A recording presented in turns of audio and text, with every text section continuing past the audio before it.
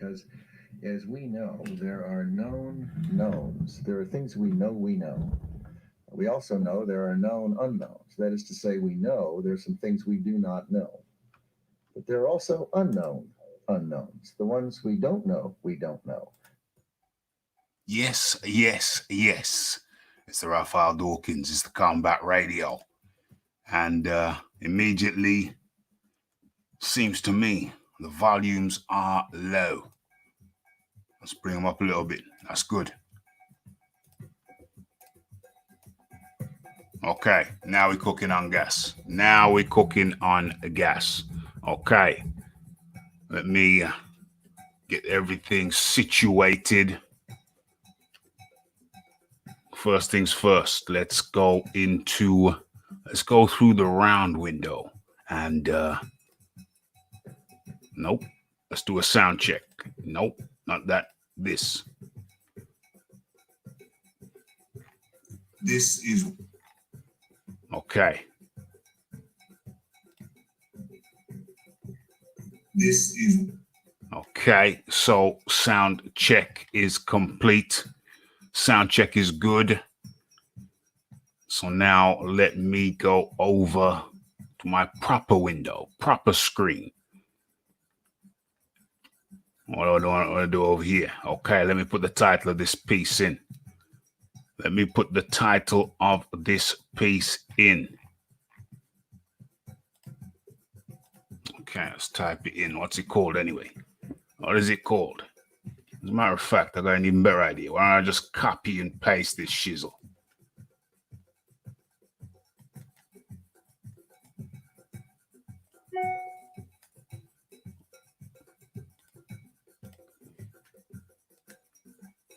Get out of here.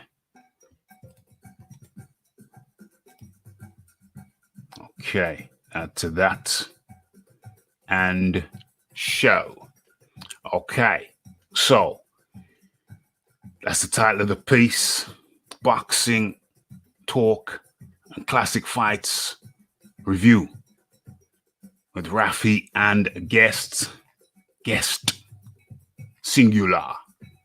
Okay, so in this episode, it's going to be a slightly different boxing talk with Rafi.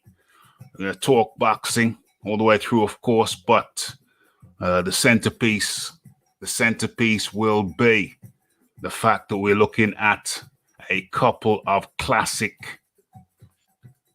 fights from days gone by. And gonna have a guest on with me to chop it up. And we're gonna go through this. We're gonna show the fights as well. But without much further ado, let me line up the warming video. Hold on a second. Let's change. Let's change that. Where are we? What am I looking for? Where is it? Damn, there's a lot of things. There's been a lot of water under the bridge since then. Okay, so let's go to the warm-in video. Where is it? How long is that? Yeah, that's long enough. That's a nice little short one. Okay. Let's share. Allow me to share my screen with you. Oh, this is funny. That's funny, man. It's funny, man. Okay, and let's kill the music. Put that on pause and let's go over to the warm-in video. It's a quick one. When we're done with this, we're going to get straight into, how rude of me. How rude of me. With no memento. Maybe I should leave the, where is it? Maybe I should leave the link. Boom, boom, boom. There we go. There's the link. There is the link in the chat. And let me head back on over to the warming video. Had a few tourists come and gone, or maybe they wait until it gets proper warmed up. Maybe wait until it gets proper warmed up. Anyway, here we are with the warming video. Let's go. Yes. It's Raphael Dawkins with the Combat Radio. And I just want to say thank you to the person who put me onto this. You see, Jenny Souchet here in the picture. I guess she was pre-warned of the coronavirus because she's wearing gloves, and the lady wearing a rather large leaf. Okay, so I was tipped off, alerted by a subscriber as to Jenny Souchet's latest venture, and here is Jenny Souchet as posed, modeled for Playboy Sweden. That's her latest venture. Highly surprised that Jenny Souchet, as we know her and remember her for her unfortunate interaction with Kubrat Pulev, the Bulgarian sensation. Yeah, I just made that up. I don't know what to call him, the sensation. But he does have a good job. Anyway, back to Jenny Souchet. You know her for her interaction with Kubrat Pulev. But in her latest venture, she's a Playboy model. Quite ironic that someone who took out a lawsuit against a guy for sexual reasons, for an alleged sexual inappropriate behavior. Almost got lost in the middle of that word there. So it's, of course, it's not illegal what Jenny Souchet is doing, not at all. It's a surprising move for someone who, I don't know. I think the lawsuit that she took out against Kubrat Pulev is still active. Of course, Kubrat Pulev was suspended by the Nevada State Athletic Commission when he planted a kiss on the lips of Jenny Souchet, and she said it was unwanted. Kubrat Pulev, on the other hand, said that they were having a, that's a fake picture, by the way, but anyway, this is the real picture. Let's line that baby up. That there is the real picture. That's the real positioning of the hand. The other one was photoshopped. But as I was saying, yeah, it's highly, highly strange how someone who, as I believe, still has a lawsuit for what is it exactly? Getting over amorous. Strange that someone who has a lawsuit of that nature, of a sexual nature, is chosen to pose or to be involved in poses of a sexual nature. Very, very surprising move. And, well, I was going to say if it's true, but it is true. This is the evidence. We have the evidence before us. The evidence right there. It's in your lap. Very surprising move. If the lawsuit is still active, then I don't know. I don't know how the judge would look at this. Some will say it's irrelevant. It don't matter. It doesn't matter. But I think whilst that could be true, somehow itself may be construed, seen as inappropriate.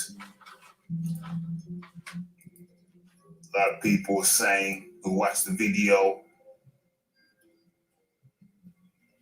interaction that Jenny Suchet had with Kubrat Pulev. A lot of people saying she was all over it. She was sending certain signals. And interestingly enough, here we see her with Kovalev. Once again, she seems inappropriately close.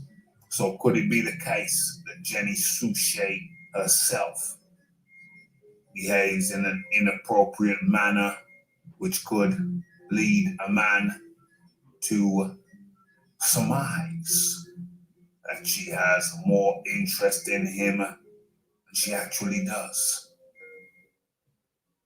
Does this behavior lead? Is this the type of behavior which led Kubrat Pulev to think it would be okay to plant a kiss?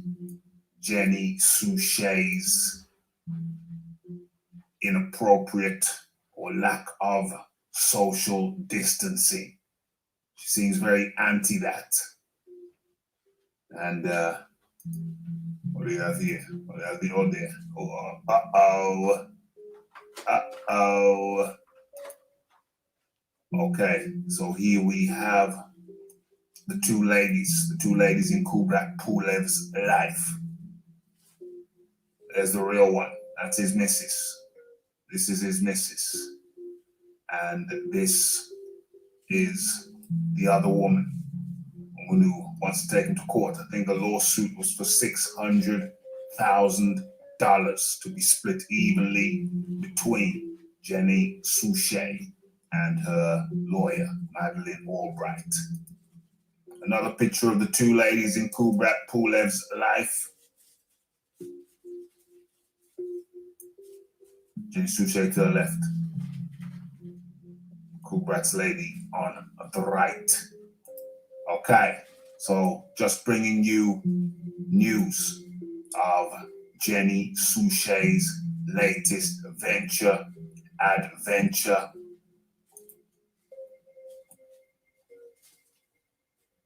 What say you? It's the Raphael Dawkins. It's the Combat Radio. It's the like. It's the subscribe. It's the comments. It's the shares. And it is the hitting that bell icon to stay updated with news and notifications. It's Jenny Suchet and Playboy Speeden. It's the Raphael Dawkins. And I'm out.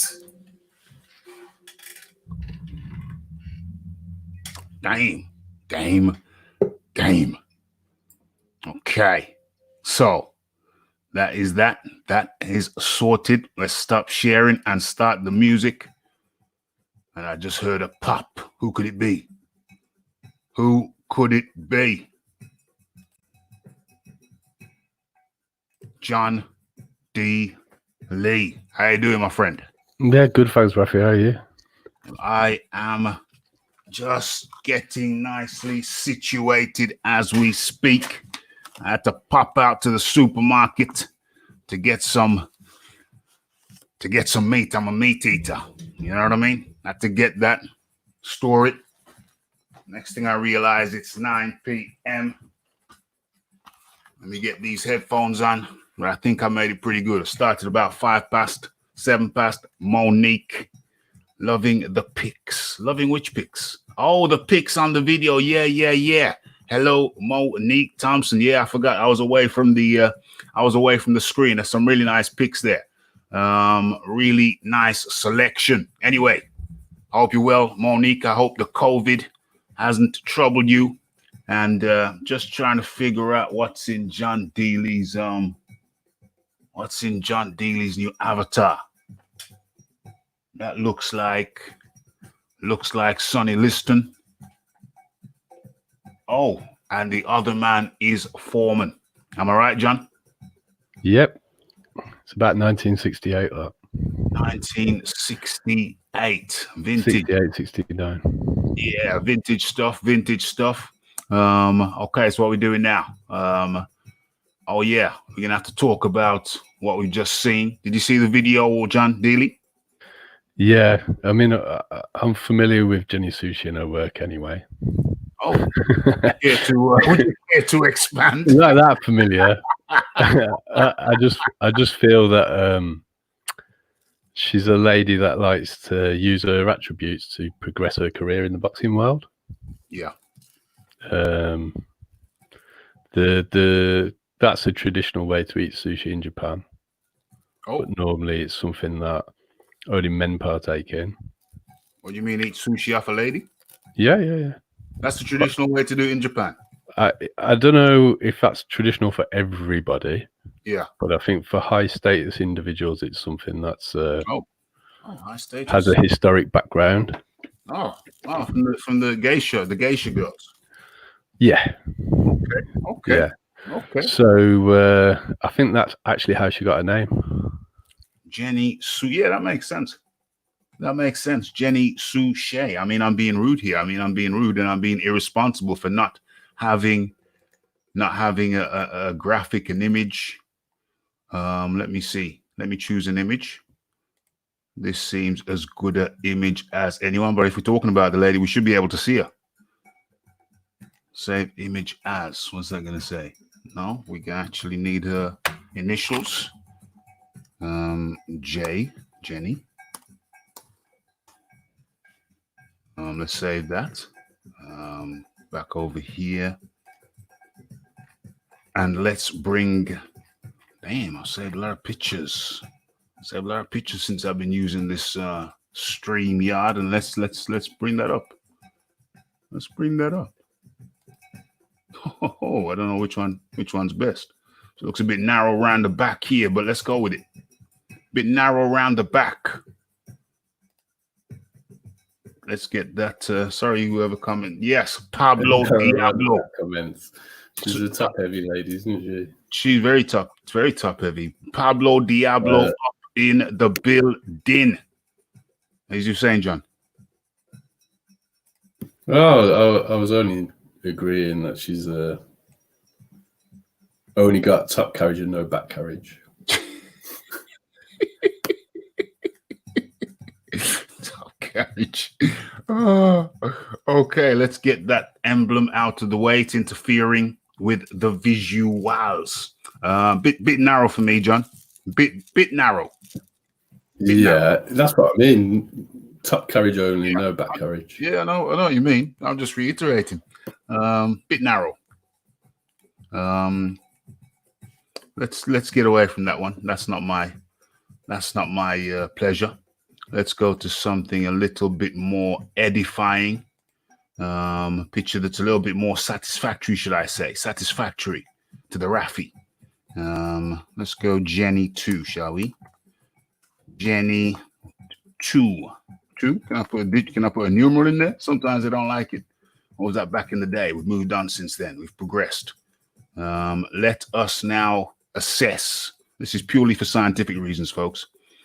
Purely scientific evaluation going on right here before we get into the vintage fights. It's 2 quick vintage fights we got lined up for you. And John Dealey and I, we're going to be chopping it up. But I can't do that before I get the visuals right. And I think there you see, Monique's laughing. I think there you see something that's, I think that's a more balanced picture. I think that's a more balanced picture. I feel like the other picture was offending you a little bit, Ralph. I'm offended by the narrowness. Yeah, the lack of the lack of breadth. Yeah, lower carriage. The you know, it's upsetting you a little bit. Shock absorbers. Lack of shock. Alternatively known as a bumper. Yeah. Alternatively known as that. Where I'm trying to stay away from colloquials, John. I'm going up in the world. Hey, that's a fantastic Grace Jones song. Pull up to the oh, damn straight. It is a good one. I like the sparse instrumentation as well. It was actually produced by Sly and Robbie, Sly Dunbar and Robbie Shakespeare, better known for their reggae work. But of course, they come from Jamaica, as does Grace Jones. So that's the connection. And I remember back in the day, I was thinking, damn, the production's sweet. Looked at the album cover, and sure enough, Sly and Robbie, renowned Jamaican musicians from the reggae genre. I think it was it's just a drum player and a bass player. That's all you need. Obviously, they had formed a band around them, but that was the production team. Sly and Robbie. We're talking about Grace Jones. Monique says, you two are funny. We're trying to be gentlemen about this, Monique. We know there are ladies present, such as your good self. This is the PG version, right? This is the PG versions, and we're not talking about PG tips. Those abroad may not get the jokes, but look it up, PG tips for our foreign friends. Where are we? What have we stumbled across? Damn. I think this COVID's got me feeling kind of, I don't know, delirious. Wasn't that a comedy show by Eddie Murphy, if memory serves? I think it was. We're all over the retro today, aren't we? We're full retro. We're full retro today. I might even break out my tank top. I'm so retro, I might even break out a tank top and have you got a fur wig to go with it, Ralph? I haven't got a fur wig. No, I've never had a wig. I mean, it would be good. No, like a fur wig to go with a tank top and some nice flares. Oh, all my flares are gone. My tank top's gone. My flares are gone. The tank top's gone. But talking about flares, I still remember the first time my mom let me have some money to go and buy my own clothes, and it was a party. I don't know, maybe I was 10, 11, 10. Yeah, 10 makes sense. And I went with my mate downtown, and I picked out my own clothes for the first time. It was a gray pinstripe flares with a high waist. It was very, very, even if I say so, it was very impressive. It went beautiful with my tank top. Where are we? The Boxing Jedi is up in the building. How do you do, Jedi? How's it going? We're reviewing some old fights. Tonight. Couple quick ones. You want to jump on, Jedi? If you want to jump on, or anybody else wants to jump on, Moors, we can have some company. Let me get that out the way. We don't want to damage the visuals. Where are we at? Yeah. Where's Phil? Who's Phil? Is Phil in the building? Phil. I can't see Phil. Oh, there he is. Damn, how rude of me. Philip Carl Roberts up in the building. Okay, so got a few people in here. Boxing Jedi's here, Phil Roberts here, Pablo Diablo's here, chilling. Yes, I hear you, Boxing Jedi. Just come to chill and enjoy the visuals. And of course, the fights. Let's not forget about the fights, but I can't leave without, I hope I didn't shut it down, didn't I? Son of a gun. I can't leave without doing this though, as we got to be comprehensive. We got to be fair to Kubrat. We got to bring his lady up. Okay, Jenny Suchet. We can't not bring Kubrat's real lady up. Jenny Suchet. I'm writing Jenny. I accidentally closed down the picture that I want. Yeah, Playboy Sweden. Boom. So let's do this. We got to give respect to Kubrat's lady. Where is she? And I could be here forever and a day trying to look for it. So I'm not going to do that. What I will do, I'll be sensible. I'm going to shut that down. I'm going to go into the actual video. The actual video that's just been played, it's easily done. It's for 600. Easily done. So after this visual inspection, we're gonna go straight into the fights. But fair is fair. We gotta give Cool Brat's lady her fair due. And have I got anything up on the screen blocking anything? No. So share the screen. Boom, boom, and boom. Okay, so Cool Brat's lady on the left, right here, and Jenny Suchet on this side. I don't know, it could be backwards the way you're looking at the way I'm showing. And let's just complete this. It's not a long thing. Let's just complete this. These are the ladies. And once again, from the front, I can see that Cool Brat's lady is also, once again, a little bit narrow in the hip, but I think overall... Did the Playboy Jenny Sushi pictures in front of it for me, right? It's in front, it's blocking. Yeah, yeah. Oh, yeah, it would be. Thanks for pointing that out. I need to drop that down, remove that. Boom, there you go. So that's out of the way. And let's get back over to, I think I'm sharing again. You should be able to see it in a few minutes, John. I've got a picture of both of them there. Okay, yeah. So once again, we have some narrowness in the hip, in the waist area. I think it must be a bit of a cultural preference over there. Cultural preference where? In Bulgaria because it's two in a row. Yeah, just have that preference for the sort of straight up, as opposed to maybe a better cushioned. Yes, shock absorbers.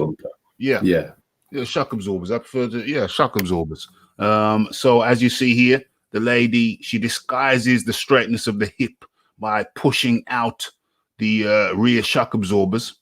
So it's pushed out there, so you get the curvature. But if you look on the other side, you see you can't fool the Raffy. You cannot fool the Raffy. If you look at the other side, it's straight like a ruler. She's straight. I'm glad you're displaying these powers of observation today, Raph. Well, they're going to be needed later. They're going to be needed later in the day, mate. Don't worry about that. So straight as a ruler on the other side. So we see, but still, it's a very good effort. It reminds me of a few old school songs like Miss 6 O'Clock, straight up, straight down. Straight up, straight down. Straight up and straight down. But still, I mean, overall, I have to say I would veer to, is this on the right of your screen where I'm pointing to now? Is this on the right of your screen? Would you just call her Mrs. Pulev? Mrs. Pulev. Miss Pulev on the right of your screen? She's on my right, and then Miss cool. Sushi's on the left. On the left, yeah, okay. So that's how I'm seeing it. And I have to go with, we're marking things here. And I'm not objectifying ladies. I would never do that. But I have to say, just preference, Raphael. Everyone has preference. In terms of preference, I would have to go. I mean, the hips aren't right for me, but I was still, out of the two, I'm veering with Mrs. Pulev. No disrespect to Cool Brat. John Daly, are you safe to express a preference, or would you? I'm happy to express preference. Okay. Yeah, but it would be more based on known behaviours than physical appearance. Well, I do take that into account as well, John. I think I'd have to go with Mrs. Pulev. Yes. As I don't believe she's the sort of lady that if you were out on an evening with music and there was some dancing going on, you wouldn't be looking over your shoulder and find that Mrs. Pulev was dancing with another gentleman in what some might regard as a inappropriate manner. Whereas I feel with Miss Sushi, that would be a concern. OMG. You see, with me, I'm very, very careful. I've always been very, very careful about who I step out with. And so, fortunately, I've never really encountered that problem with a lady that I took seriously. With a lady I didn't take seriously, yes, I have seen that. It's happened. That's a whole That's a whole chapter of a book. What happened after? What happened after? What happened after? That's a whole chapter of a book. Quite fascinating, quite funny, quite amusing. Perhaps I'll tell that one day. Perhaps I will tell that one day. But in the meantime, let's stop sharing. Go back over to my screen. Let's get this straightened out and let's see what people are saying. When you're going to show Wilder versus Harrison? Oh yeah, Audley Harrison. That was that was a great bout. Are you crazy? Great bout. You know what we call Harrison, Audley Harrison over here, Wild Soul. You know what we call him? We call him ordinary Harrison. That's one of his many names. One of his many names. Ones is Fraud Harrison. Fraudly, ordinary, fraudly, Aubrey. He had all kinds of names over here and not complimentary ones, unfortunately. Audley Harrison, as big as he was, just didn't have the heart for it. Didn't have the heart. But I think he made some decent money. I think he made retirement money. I hope he's good. Can't watch what people say. Once you've made your money, you made your money. Go and live in an island like what is it? Dave. What's his name? That northern fella. What's his called? The heavyweight who got starched by Dave Allen. Dave Allen. Go and buy an island. Go and live on an island. That was his advice to Joshua after he lost. Take them to Broad Street. Try and avoid Broad Street. To be honest, Monique, there's other places, other venues, other nicer places. I do drop on Broad Street once in a while, but it is only once in a while. Okay, it's the half-hour mark. I think maybe that's what Monique's referring to. What do you mean? Break that down for me. If you have a lady that maybe you wouldn't take that seriously. Broad Street may be a better place to I got you because you might lose her and then swap her out. You might just swap her out. Yeah, might just swap her out. It could be a bit like a book exchange or something. Okay, so I'm enjoying the chat so much. I'm enjoying the chit chat so much that I could do this for a while. We're not going to half an hour. Half an hour of having a laugh is good. So let's let me now line these fights up. It's 2 short fights. Let me line them up.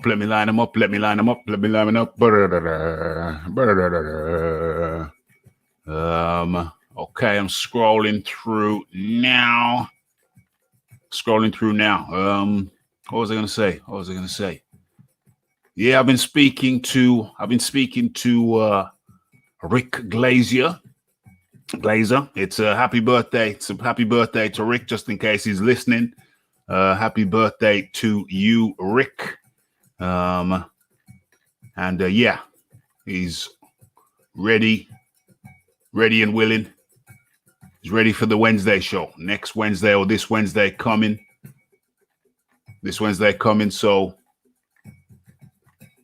it's going to be good having him on again. John Daly, you want to talk on that while I line these things up? On Rick or on the fights we're going to be talking about? Yeah, talk about Rick, having Rick back on Wednesday. Yeah, I like Rick. Rick's great entertainment. I think he's he doesn't pull his punches and he just says what he thinks. He's clearly knows what he's talking about. Yeah. And it's really good having an industry insider on the show who's happy to just answer questions. 100. And he's, he proposed to answer our questions next week, which is even better. He put it up there. He's the one who put it out there. He's like, yeah, well, hit me with it. He just wants a straight Q&A. And I don't think there's a single question that's off the table, which, Yeah. Very refreshing. Yeah, extremely refreshing. Extremely refreshing. Oh damn, this is fortunate. I got both of these in my history next to each other. So I didn't even have to look that long. So we're gonna kill the volume on this. And I'm going to just close that out. Kill the volume. Boom. We're gonna have to start from the beginning. I don't know. Do you want to set this up in any way before we get into this? Do you want to set this up in any way? Well, yeah. I suppose there's a few things we can say, can't we, about boxing in the 50s. Okay. So after Rocky Marciano retired, they had a tournament, or what was supposed to be a tournament, announced by the IBC to find a new champ. Mm-hmm. And the outcome of that was it didn't really turn into a tournament. Floyd Patterson fought, what's his name? Hurricane Jackson. Okay. That was supposed to be an eliminator, first eliminator, and Bob Baker was supposed to fight Holman, but that fight was decided to be so uncompetitive, they just allowed Patterson to fight Archie Moore for the vacant title. Mm-hmm. And I think what's important, that a lot of people, I don't know how many people know this, but Patterson wasn't a heavyweight prior to the tournament being announced. And he just got put straight into the rankings at number 5. He was actually a light heavyweight and had won a middleweight championship. Mm-hmm.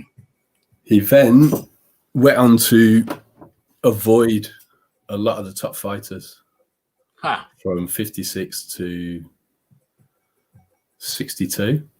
And I think we're going to be looking at two of those, what were considered to be two of those top fighters that he avoided.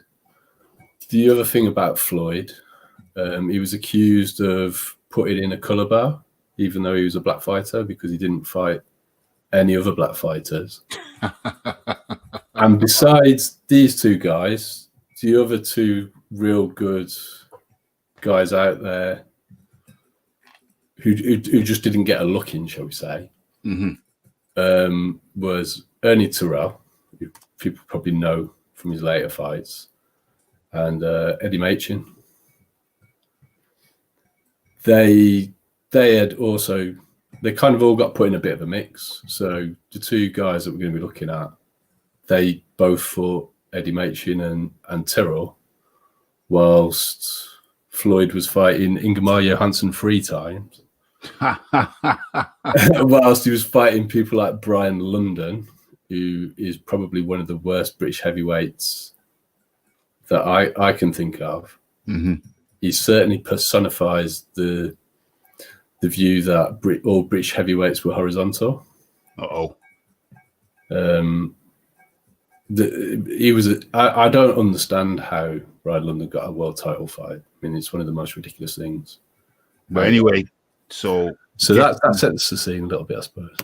Okay, so that sets the scene, and he also fought Floyd Patterson, as you see here. Also fought Henry Cooper.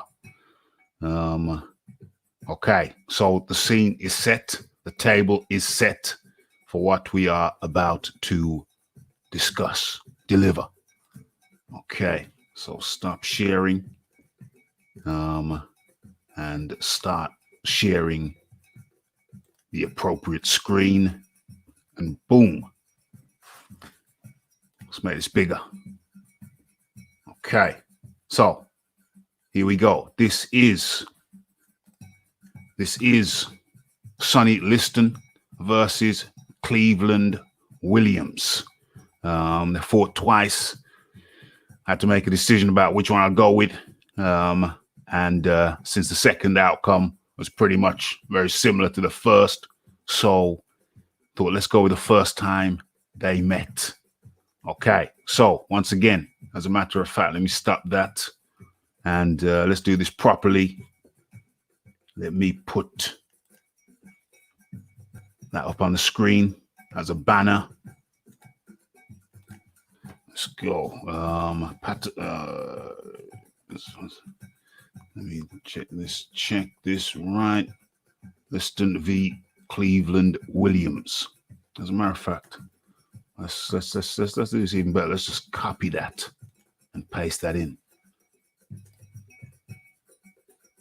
Boom, boom, boom.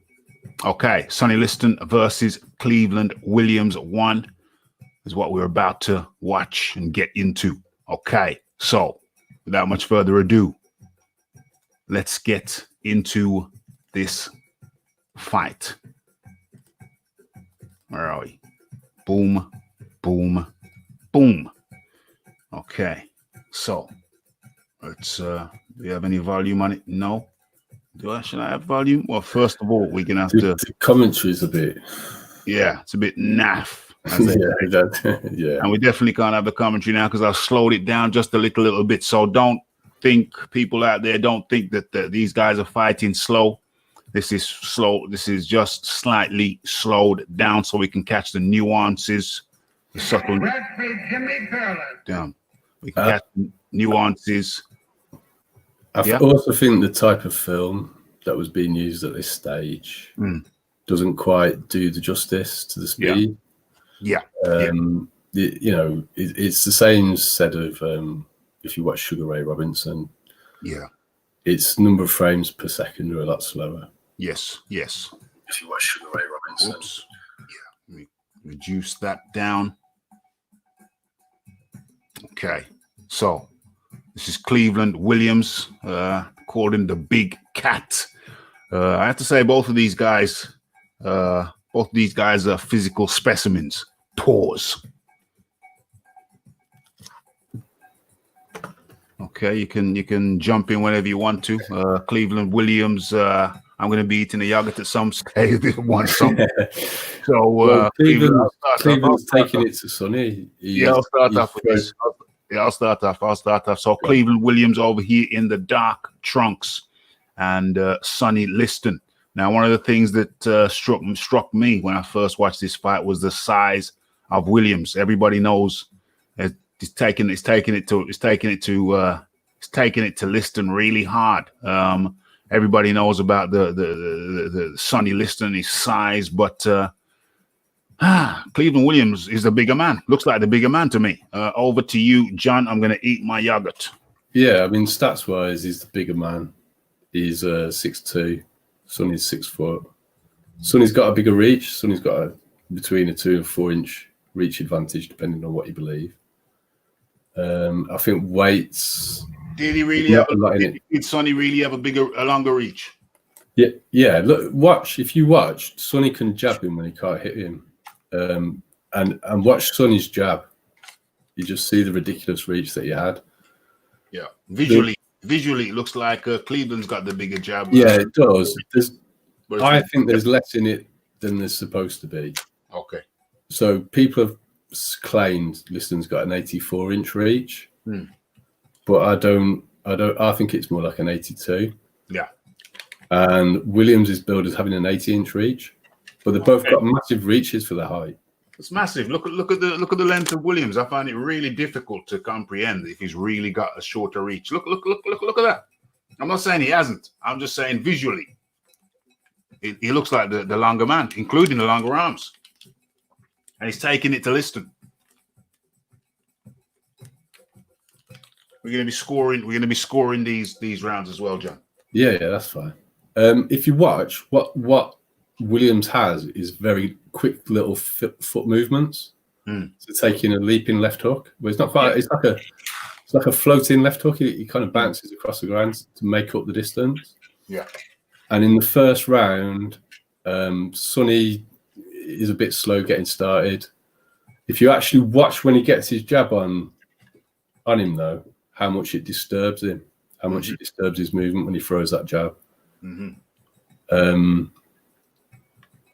And you will see once Sonny's jab gets going that he does have the longer arms. Okay. So it's Liston using the jab right now. That was a good jab. Oh, yeah, it does. He's got deceptively long arms, as Liston. Yeah, he's got not only tremendously long arms, but an incredibly powerful jab. Mm-hmm. If you look at how it disturbs Williams' forward momentum, it stops him in his tracks, and it's just a jab. And I just realized, I like that it was a jab left hook from Williams. But I've just realized something.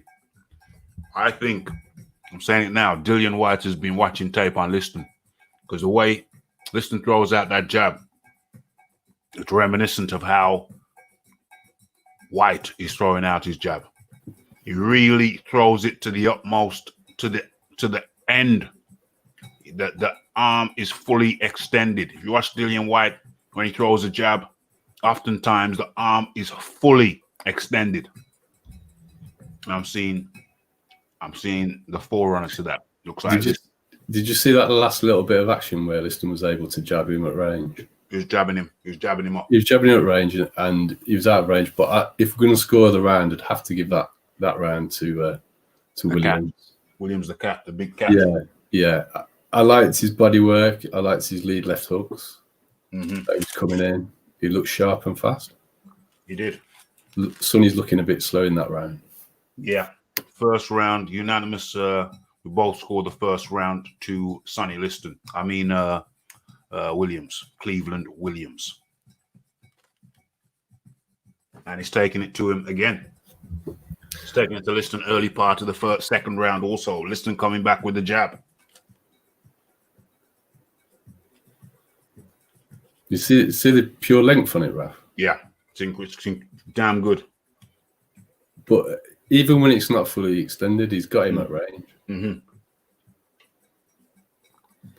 But what I would say about Williams is he's got a sort of quick little step that takes his left hook in. Yeah. And I think that's why he looked like he'd got the bigger reach to start off with, because it was the footwork doing the work for him. Yeah. Little foot feint there, little foot feint. Didn't just feint with the upper body, fainted with the foot, did the Williams.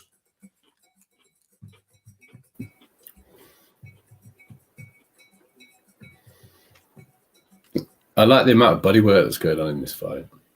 By both parties. Both, yeah. Particularly Williams. He's putting the left hook into the ribs a lot. He is. He's doing it as a lead punch. He is indeed. That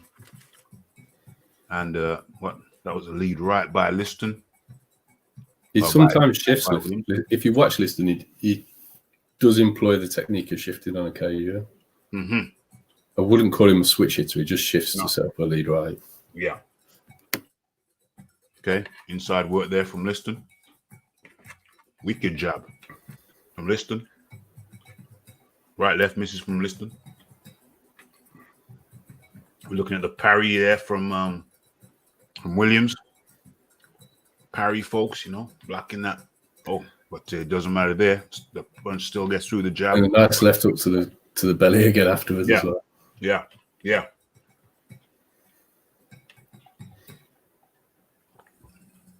Down. 1-2 by Liston. Keeps his head on Williams' chest. Interesting ploy.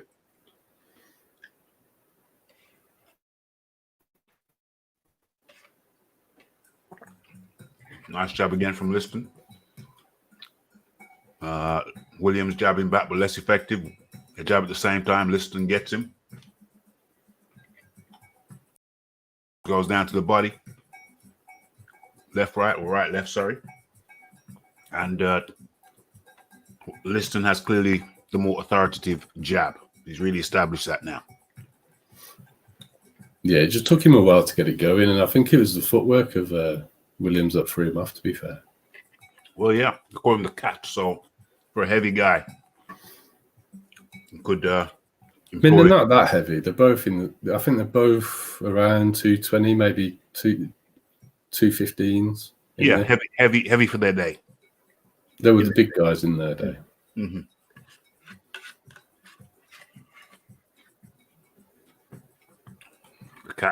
Williams the cat going down for some body work, and Liston with some head work, and several consecutive shots there.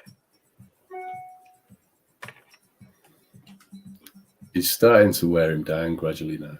Yeah,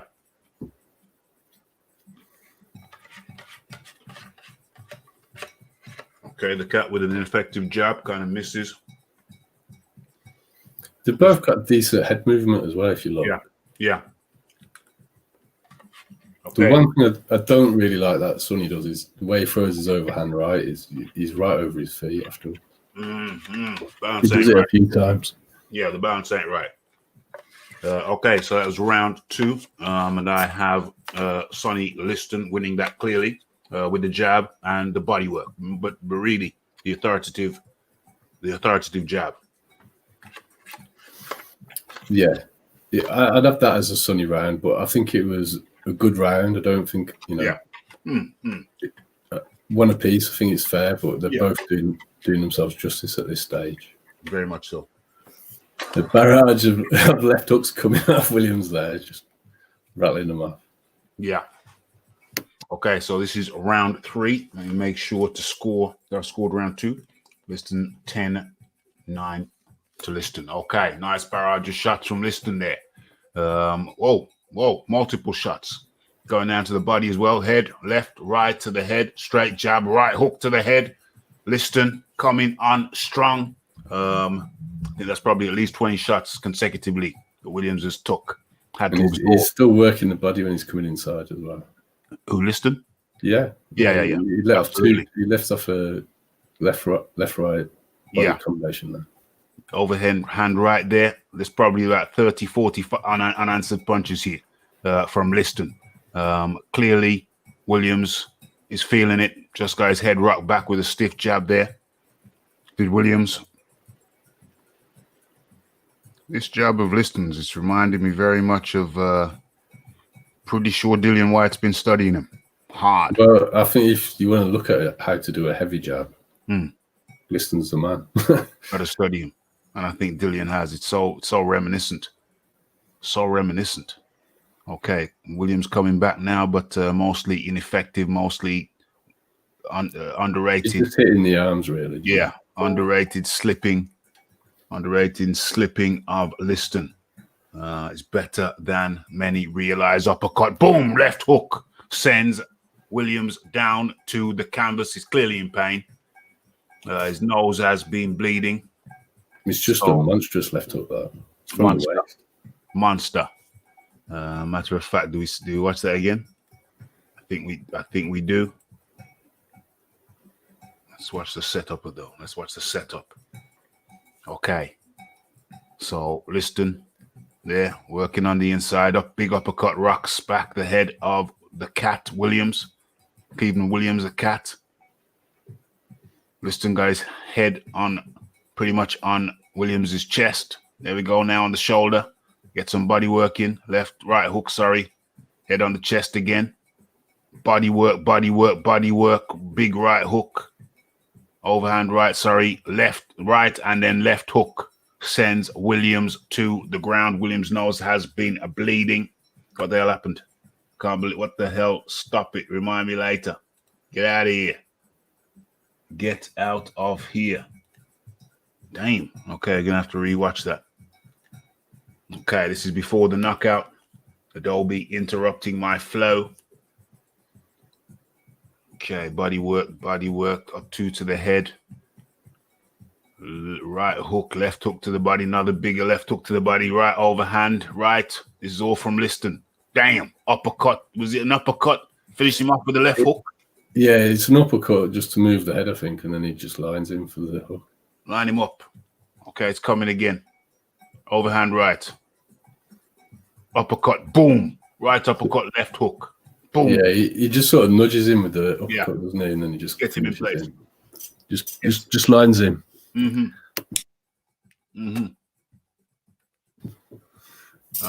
Williams, the cat's nose bleeding. Trying to get his bearings, but it looks pretty much finished. Okay, big right again. Williams rocking. Big jab, another left hook, right. These punches aren't heavy. Big right, that was heavy. Big jab, big right, another left hook, right hook. But Williams was finished. He was finished. Attrition. Yeah.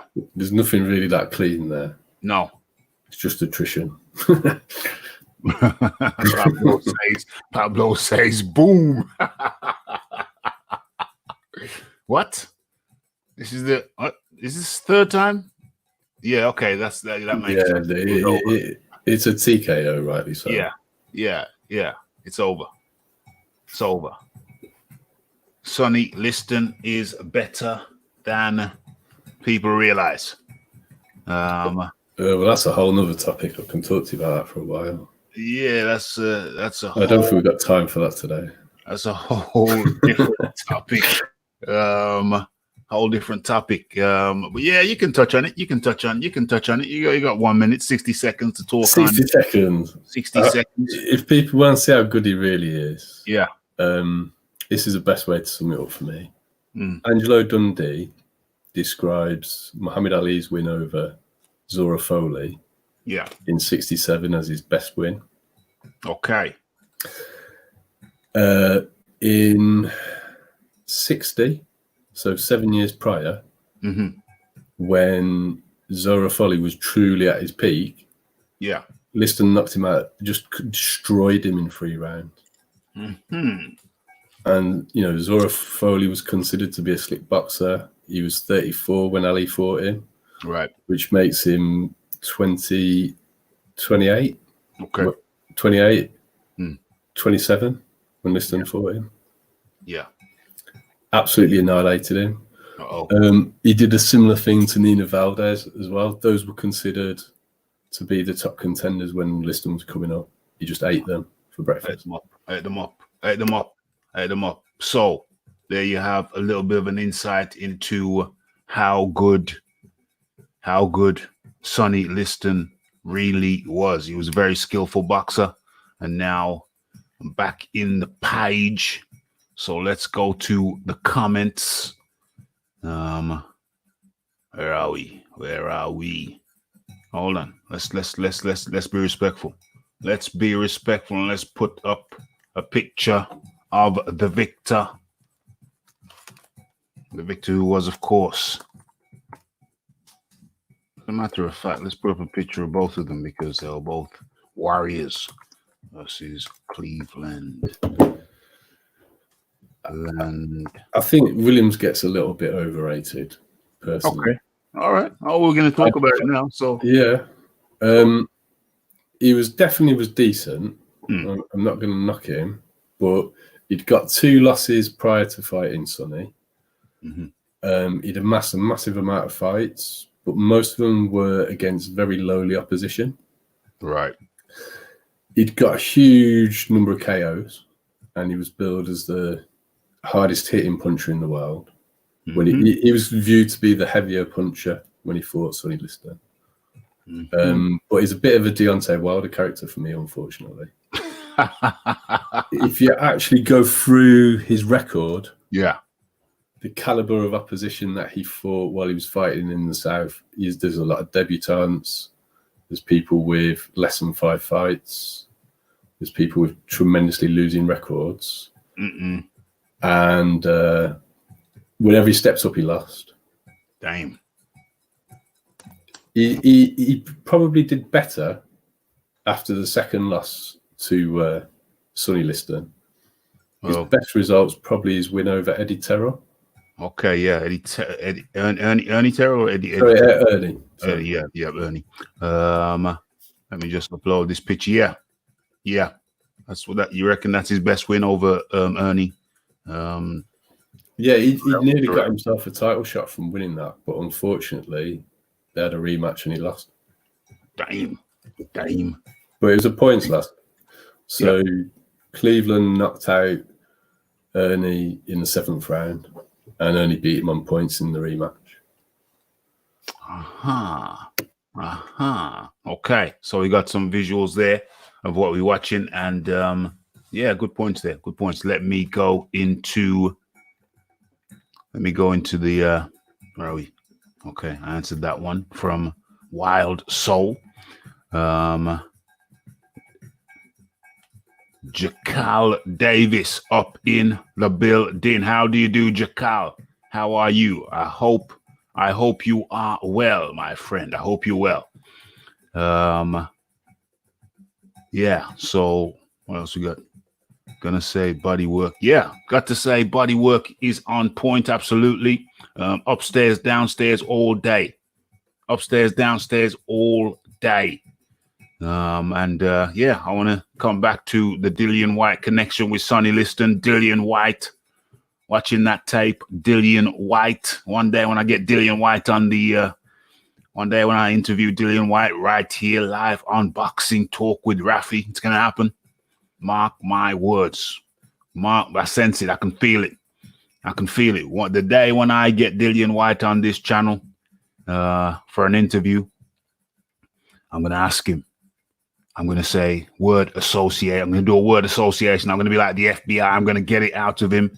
I've never seen him admit it in an interview or say it in an interview or share it in an interview. But I put it to you, ladies and gentlemen of the Combat Radio Boxing Talk. I put it to you that Deontay Wilder, Dillian White, part models himself on the Big Bear.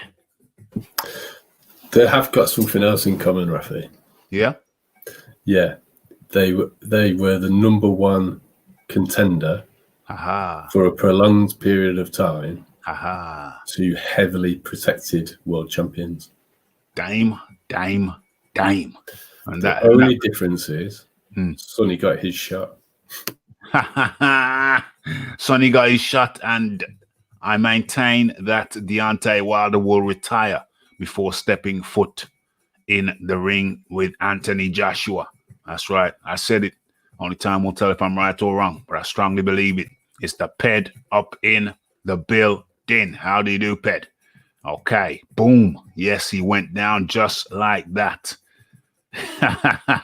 Marcus Collins, the LDBC guy. But you know what? I'll give it to him. I'll give it to Marcus Collins because even though he's an LDBC guy, he still takes time out of his day to come over here and say, what's up?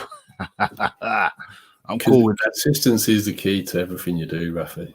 Consistency is the key. And Mr. Marcus Collins, I'll give it to you. You are consistent. I hope you're enjoying the show, even though you beat your LDBC. I hope you enjoyed the previous live show with Rick Glazer. Had some interesting things to say about your man there, Al Heyman. Everyone is welcome on the combat. Damn straight. Okay, so that was let me move that out of the way. That was Liston. Damn, see how good that looks? That was Liston versus Cleveland Williams 1. And now if I drop that banner and insert the second and final fight, we're doing two fights because these fights ended early. So we managed to fit 2 fights in there. I don't know. Yeah, I think you want to speak a little bit on the Big Bear's technique. You want to talk on that a little bit while I write in the next headline? Yeah. Well, there's a few things about Sonny. His hands are faster than advertised. Yeah. He was good at hooking off the jab. Sonny was an illiterate person, and there's a lot of thought that there's a good chance he was left-handed, which is why that's relevant, because his left was ridiculously powerful.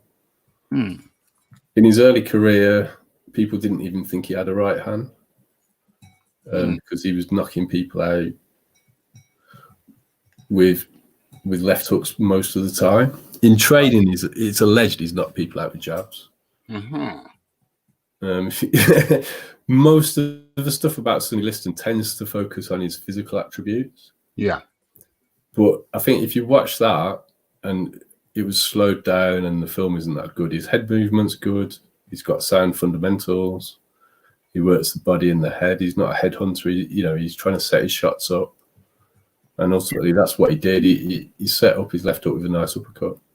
Yes.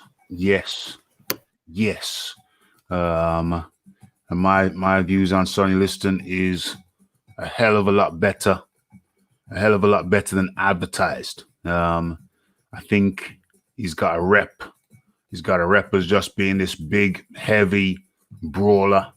And I think that Sonny Liston versus, let's save that for a second. And I think the people who don't watch him, I think people probably don't watch him. People who haven't watched him probably don't watch him because they think they know what they're going to see, which is a big, heavy, sluggish brawler. But breaking news. Sonny Liston was a damn good boxer. The jab was. There's a case for it being the best jab in heavyweight boxing history. Yeah, me. The jab was superb. Par excellence. Arguably one of the best jabs that ever possessed by a heavyweight. Well, it's him or Larry Holmes, isn't it? Yeah, absolutely. They're not comparable because they're different. They do different jobs. So Sonny Liston, far better than advertised. The man was a damn good boxer, all-round boxer. He had the jab, he had the left hook, right hook. He'd hit you to the head, he'd hook you to the head, jab you to the head, straight punches, hooks, upstairs, downstairs, subtle head movement. And so, yeah, Sonny Liston, my final words on that. He's got some sneaky feints as well if you watch him. If you watch him a lot, yeah, he feints with head and hands when he's in front of his opponent to keep him guessing. Sonny Liston is definitely a guy that we're going to feature on this new series. The name of the series, what's it called? I'm upsetting the LDBC there, aren't we? Really? I haven't read it. What's up? Well told there, 88. White doesn't fight anything like. Let me finish this before I counteract. Cleveland Williams was no Deontay Wilder. Okay, so let's deal with that first. So no, that was me. He's coming to me there. White doesn't fight anything like Liston. Okay, I didn't say White fought like Liston. Wow, so and I'm glad you're back, by the way. What I did say was that White has, in my opinion, it's yet to be confirmed. In my opinion, I believe that Dillian White, has modeled his jab on that of Sonny Liston. And when I get him on the show, and I feel it in my water that I will get him on the show one day. When I get him on the show, I'm going to put it to him. I'm going to say, Dillian White, talk to me about Sonny Liston. It's going to be an FBI technique. I'm not going to come until the very end. If he doesn't admit it, then I'll put it to him directly. But all I'm going to say is, Dillian White, talk to me about Sonny Liston. I'll give him the chance to spill the beans on how much tape he's watched on Sonny, because nobody can't tell me that Dillian White hasn't modeled that jab on Sonny Liston. Even the hook. Okay, so that's what I said. It was me comparing the big cat to Deontay. Oh, well, there's two parts though. Because the first part was me comparing Liston to White's jabs to Liston's jabs. So I guess they came after you on the second half. Yeah. So just to put it into context, by the time that he fought Liston, he was what was he? 40. He's definitely 40 fights deep. Yeah. And he'd amassed close to 40 knockouts. In his career, he had 80 fights and 60 knockouts. Mm-hmm. And we'll get into why the knockouts and the wins really dried up for him in his later career. Mm-hmm. So he had a career spanning from 1951 to 1972. 51 to 72. What's that? 50, 60. That's 20-year career. 20-year career. 21-year career, yeah. 60 knockouts. Damn. A large number of first-round knockouts. Mm-hmm. And a significant number of lower-tier opposition. Mm-hmm. So if that doesn't have something in common with Deontay Wilder, then people need to go back and maybe watch the show where we looked at his resume. Yes. Wild Soul. I don't know if you missed the show when we looked at Deontay Wilder's resume. I'm gonna have to library file that so it stands out, so I can just go to it back. Like I can go back to these things like biblical scriptures, and I can just quote them off the top of my head which show that was. But I think I actually know that I did a standalone show. That was a live show and a standalone show looking at Deontay Wilder's resume. You know something? You know what? It's a live show. We can do things live. And we're about to do something live right now. I'm going to go back. I'm going to go into the YouTube's back door. I'm actually going to pull up that live. Not going to play it, but I'm just going to pull up the title for people to go back and reference it. I think it needs to be known. Let me scroll down here and see if I can see it. Let me give myself like about 30 seconds to find it. If not, then I'll post the link of it in the first comment or the second comment at the end of this show in the permanent comment section. Let me scroll down and give it a shot, see if I can find it. There is one point where he is right though about Cleveland Williams being no Deontay Wilder. Cleveland Williams displays some quite good footwork. Showed a variety of punch selection. Yeah. And looked like he got power in both his left and his right hand. So those elements are pretty different to Deontay Wilder. Yeah. You have to think about that one, Wild Child, to see what just went down. Wild Child. Wild Soul. Okay, I found it. It is called Deontay Wilder's resume. Deontay Wilder's resume. Piss poor? ? And that's the title of After that. the watershed now, ladies and gentlemen. It's past the watershed. I'm allowed. I'm allowed. Let me copy that and go back into this. Go back into that. Damn, I got a lot of windows open, but none of them not the way I want it to be. Okay, so I'm actually going to post this. I like to do things real time. I'm actually going to post this in not the way. I'm going to post this in the permanent comment section right now. Even post the title. Deontay Wilder. I'm going to write this up now. No time like the present. And then we're going to go straight into the next fight. Deontay Wilder. His resume. Piss poor? ? Okay, so after you finish the show, you didn't see that before. It is now in the permanent comment section. It's right there. Okay, so let me get to the final comments before we move.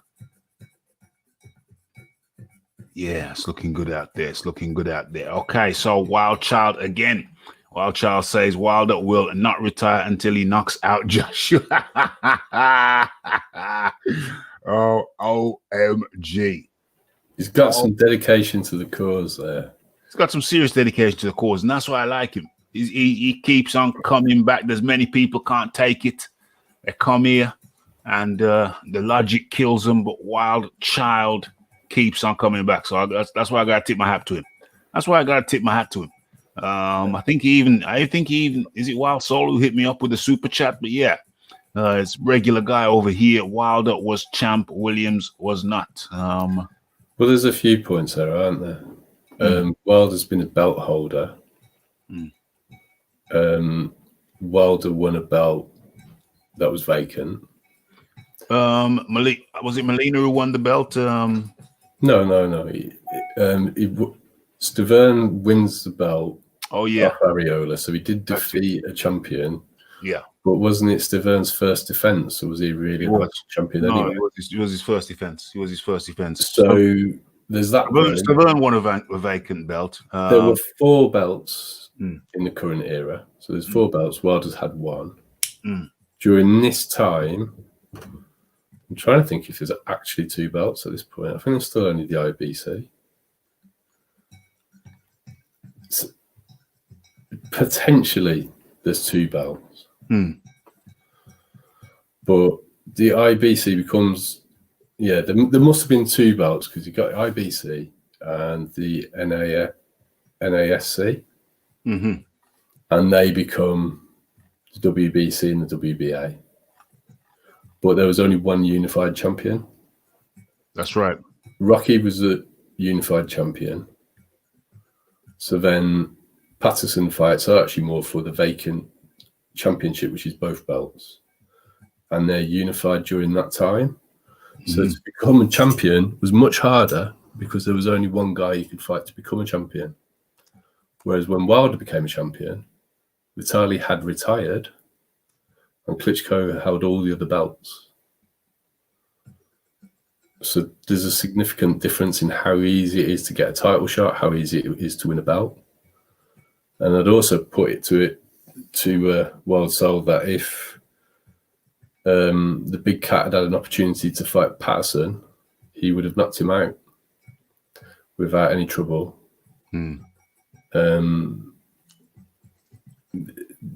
There's more than one fighter that Cleveland Williams fought who did well against Patterson that Cleveland Williams knocked out. So basically what we're saying here, Wild Soul, is that Deontay Wilder took the easy route. If you don't believe me, go and check out after the show. Go and check out that video. I've already dropped the link in the permanent chat section. So go check that out after the show. It's a comprehensive breakdown on his piss poor resume. Okay. So with that said, yeah, thanks for that, Pablo, dropping the resume thing. Okay, and I'm gonna give Wild Soul the last say on that. He says it's rubbish. Okay, well that's very well reasoned, Wild Soul. I can't fault you. Okay, so it's nice when we all end up in an agreement at the end. It's always nice when we all end up in a harmonious agreement. You know, we'll be singing Kumbaya at the end of the show, maybe. But this is where it gets controversial. This is where it gets very, very controversial. Where is that? What is that? I don't think facts can be classed as controversial, Rafi. Facts? No, I'm talking about the next fight now. That's what I'm talking about. Facts, controversial. Yeah. Facts, controversial. No. Facts can be controversial. Facts can be controversial. Someone could tell you a fact that you don't. Well, somebody could express a fact, let's say, in the media, and people might not like it. Facts, controversial facts. Yeah, I think so. I think facts can cause emotion. Okay. Yeah. They go against a perceived narrative. Yeah.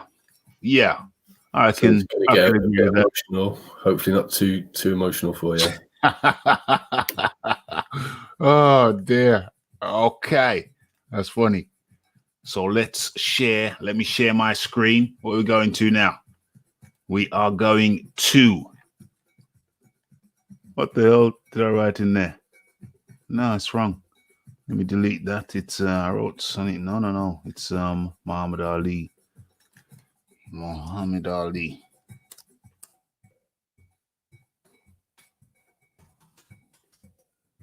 Ali versus Cleveland Williams. Muhammad Ali versus Cleveland Williams. Let me just make sure that everything there is correct. Where are we? Yeah. Mohammed. Okay. I think the spelling is correct.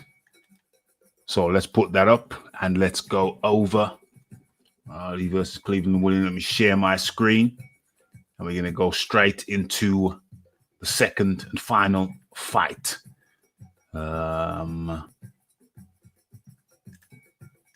Boom. Okay. So this fight is between Muhammad Ali and Cleveland Williams. We've just seen Cleveland Williams, just seen how he fought against just seen how he fought against Sonny Liston. Okay, so now. Do you want to go straight into it, Rafi, and then we can break it down afterwards? Or? Yeah, we're gonna go straight into it. I think visually, it's gonna say a lot. It's gonna say a lot visually, since people just saw him fight Sonny Liston. You're gonna see. I suppose there's one thing I forgot to mention about that fight. If you watch Cleveland Williams' hooks, he generates a tremendous amount of torque through his hips when he throws them. And he throws repeated left hooks, and he does left and right hooks. And there's a huge amount of, when I say torque, he turns his body right into them from the hips. Yeah. And that's something that he does very well to generate the power that he did. Okay. Yeah. I noticed that.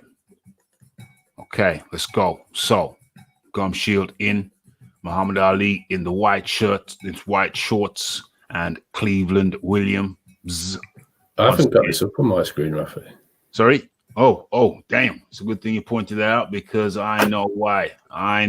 It's because it's hidden. It's hidden behind that thing, that flyer thing that I've got. Let's get it off. Let's get that off. And yeah, I think we're sharing now. We'll see it. I can see that. Yep. Yes. So let's get into it. Cleveland Williams in the black shorts with the white trim. I feel like Harry Carpenter. And Muhammad Ali in the black. Remember, this is slowed down, ladies and gentlemen. So you see Muhammad Ali floating there, but floating even more than usual. Okay, so remember, this is slowed down. Bear that in mind. Oh, damn, it really is floating. Is floating. I think this is viewed as the fight that best showcases his movement and speed. Okay. So we see difference. The difference. The immediate difference here is that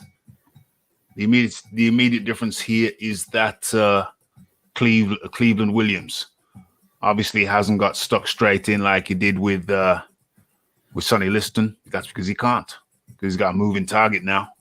So it's a different kind of ball game. Randili. Well, that's one aspect that it's a moving target. Okay. There's a very significant other aspect as well. As you're looking at Cleveland Williams in this fight, he's got a bullet lodged in his right hip. He's missing a kidney. Damn. His right hip muscles are paralyzed. Really? He's sustained nerve damage down his left leg. That's caused his left leg to atrophy. The shooting took place in 1964. This is 66. Okay. From 66 to June 65, he had 4 operations. This is 18 months after he had his right kidney removed. Why did he have his kidney removed? He had to have his, so in 64, it's height of the civil unrest in America. Cleveland Williams was living in the South. Yeah. Houston, Texas. He was stopped driving a car. He was arrested, allegedly for speeding. He allegedly resisted arrest. During the arrest, the officer's .357 Magnum went off in his stomach at point blank range.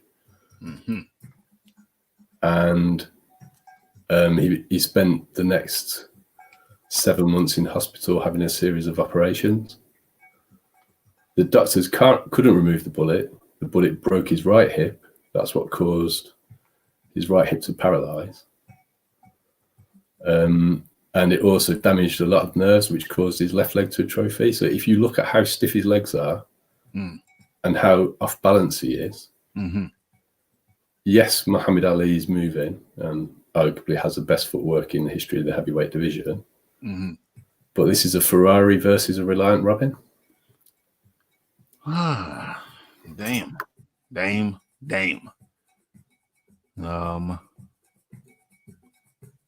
So was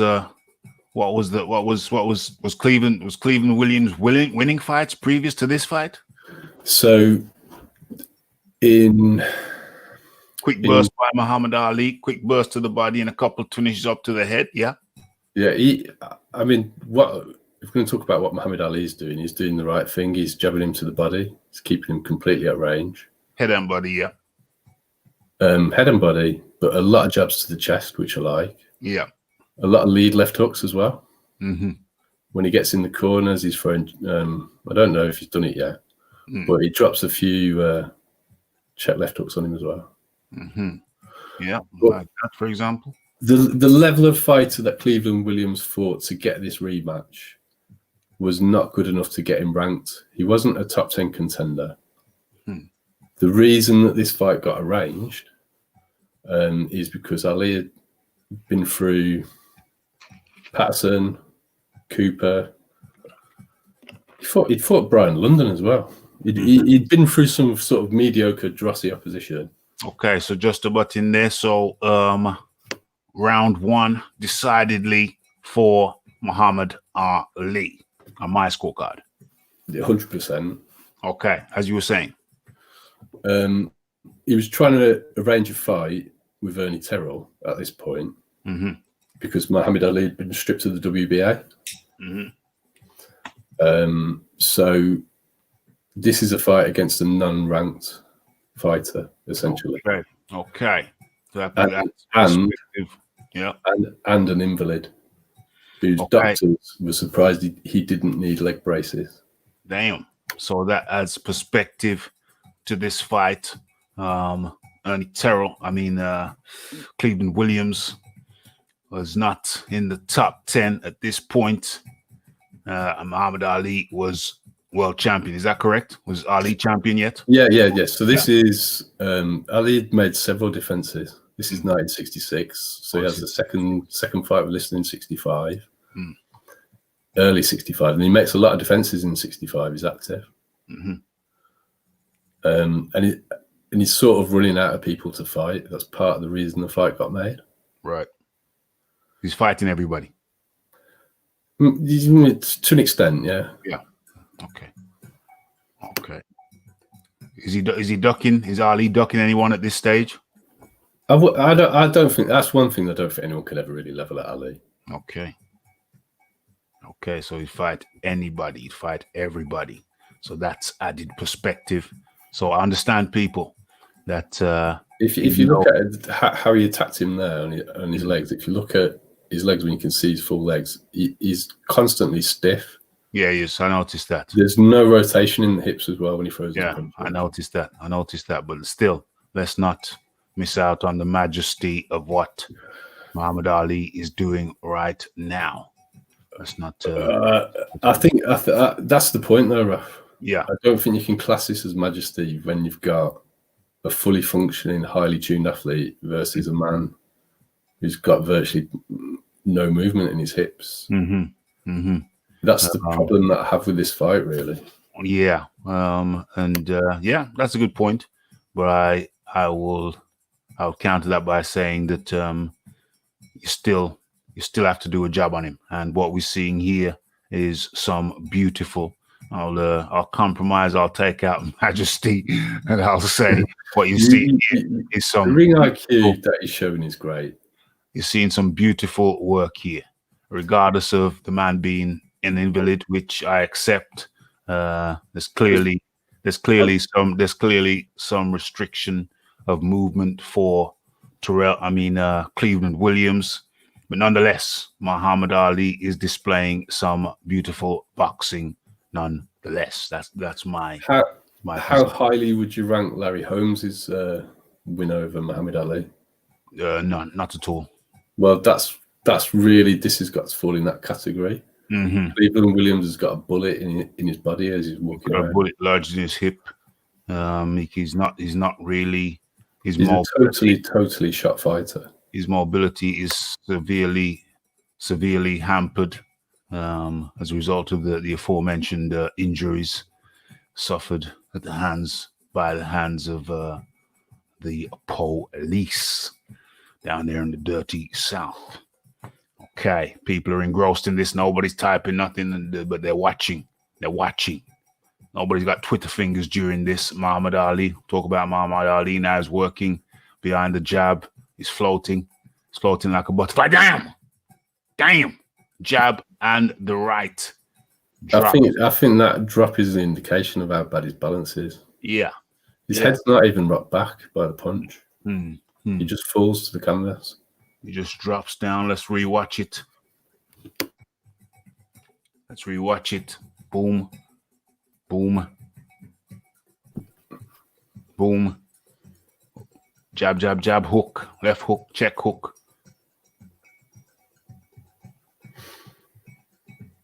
Boom. Jab. Oh, okay. Oh. And here it comes. Oh, is it here? Oh, no, maybe not. No, I think the circle again. Yeah.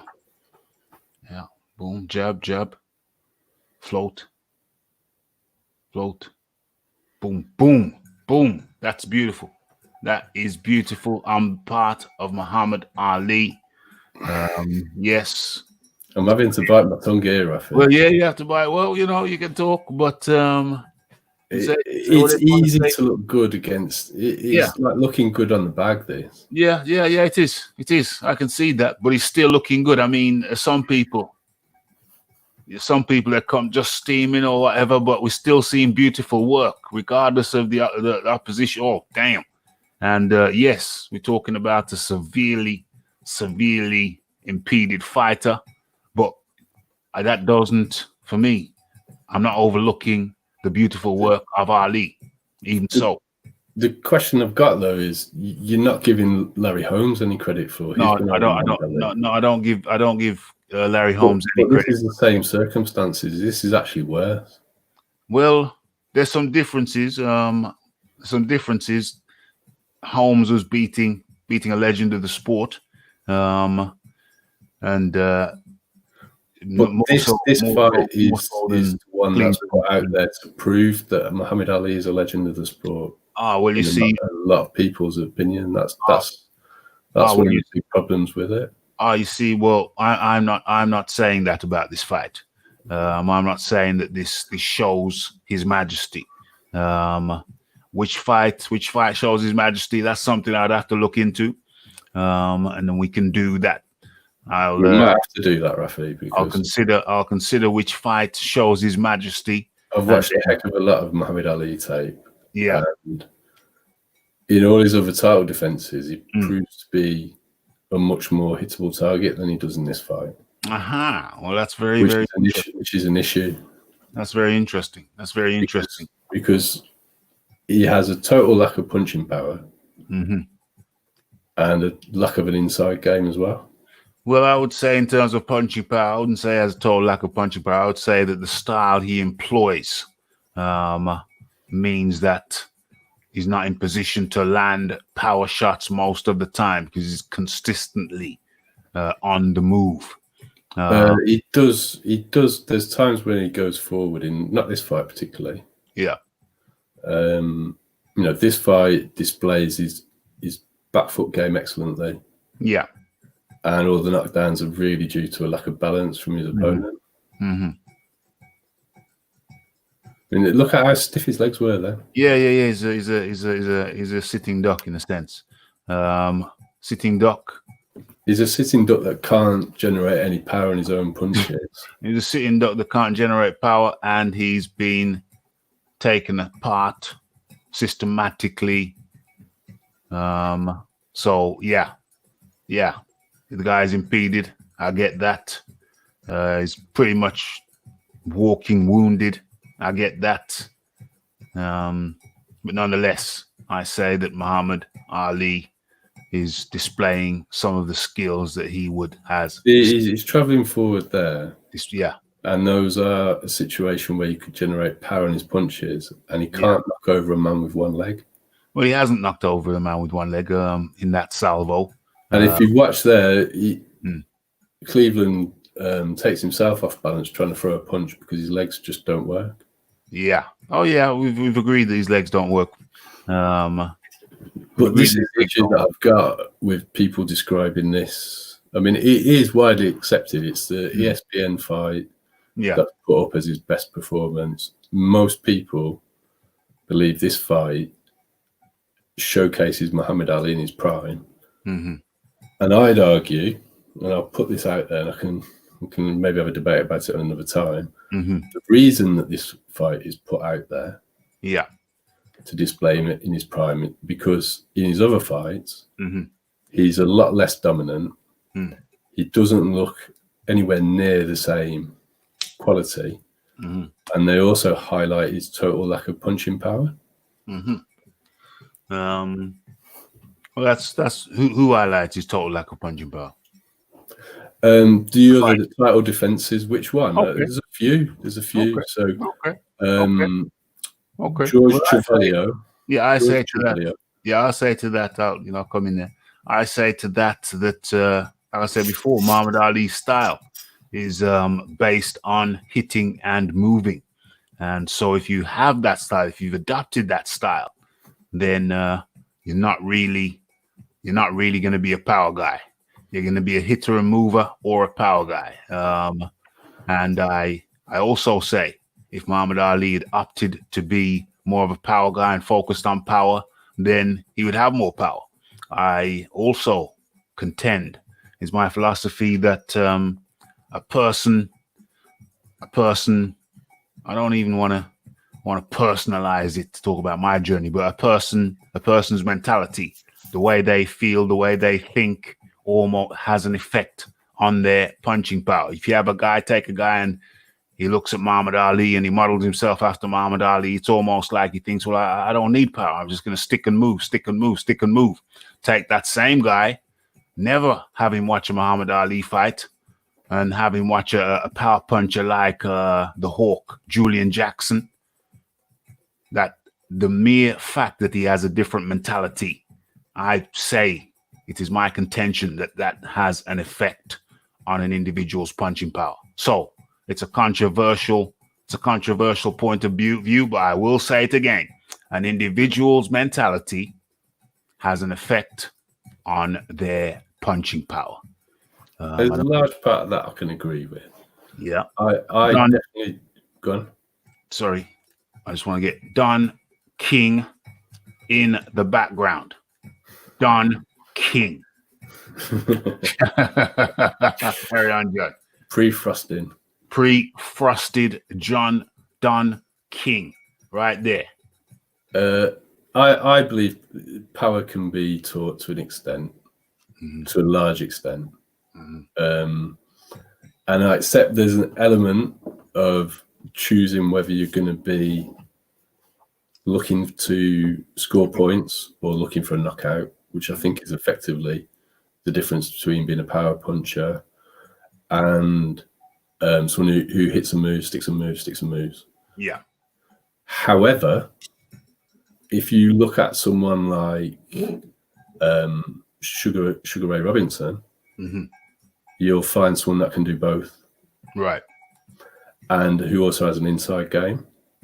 So he's much more of a complete fighter. Yeah. Whereas my contention is Muhammad Ali is actually a limited fighter.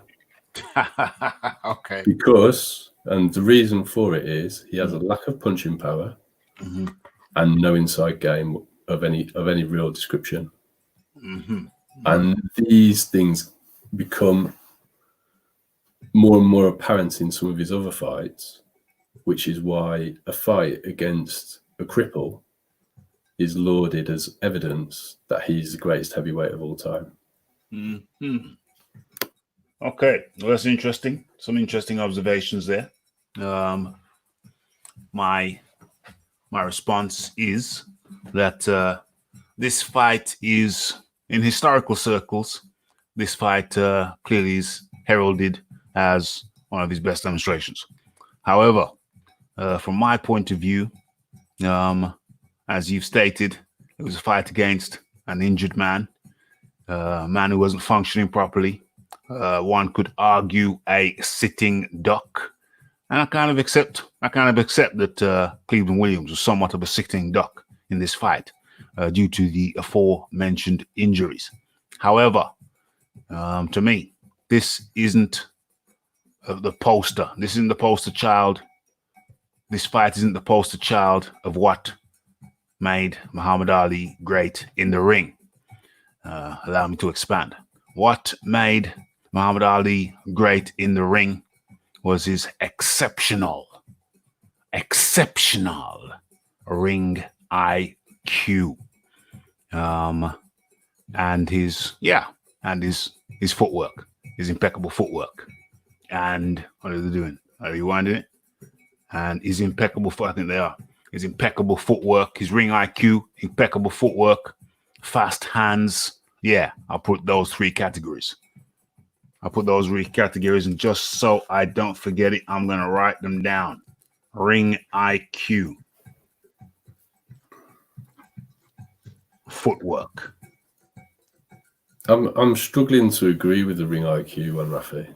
Okay, no worries, but let me just get this up. Yeah, you write your three. Footwork and fast hands. Okay, yep. You want to counter that? Come on in. So I'll start off with giving him his credit and where I think Muhammad Ali. No. Just counter it. Just boom. Yeah, but this is kind of a counter because it's something left off the list. Okay. So I believe Muhammad Ali's greatest attribute was actually his dog. Okay. Oh yeah, I missed that off. Yeah, that's his number one because I believe he was a limited fighter. Okay.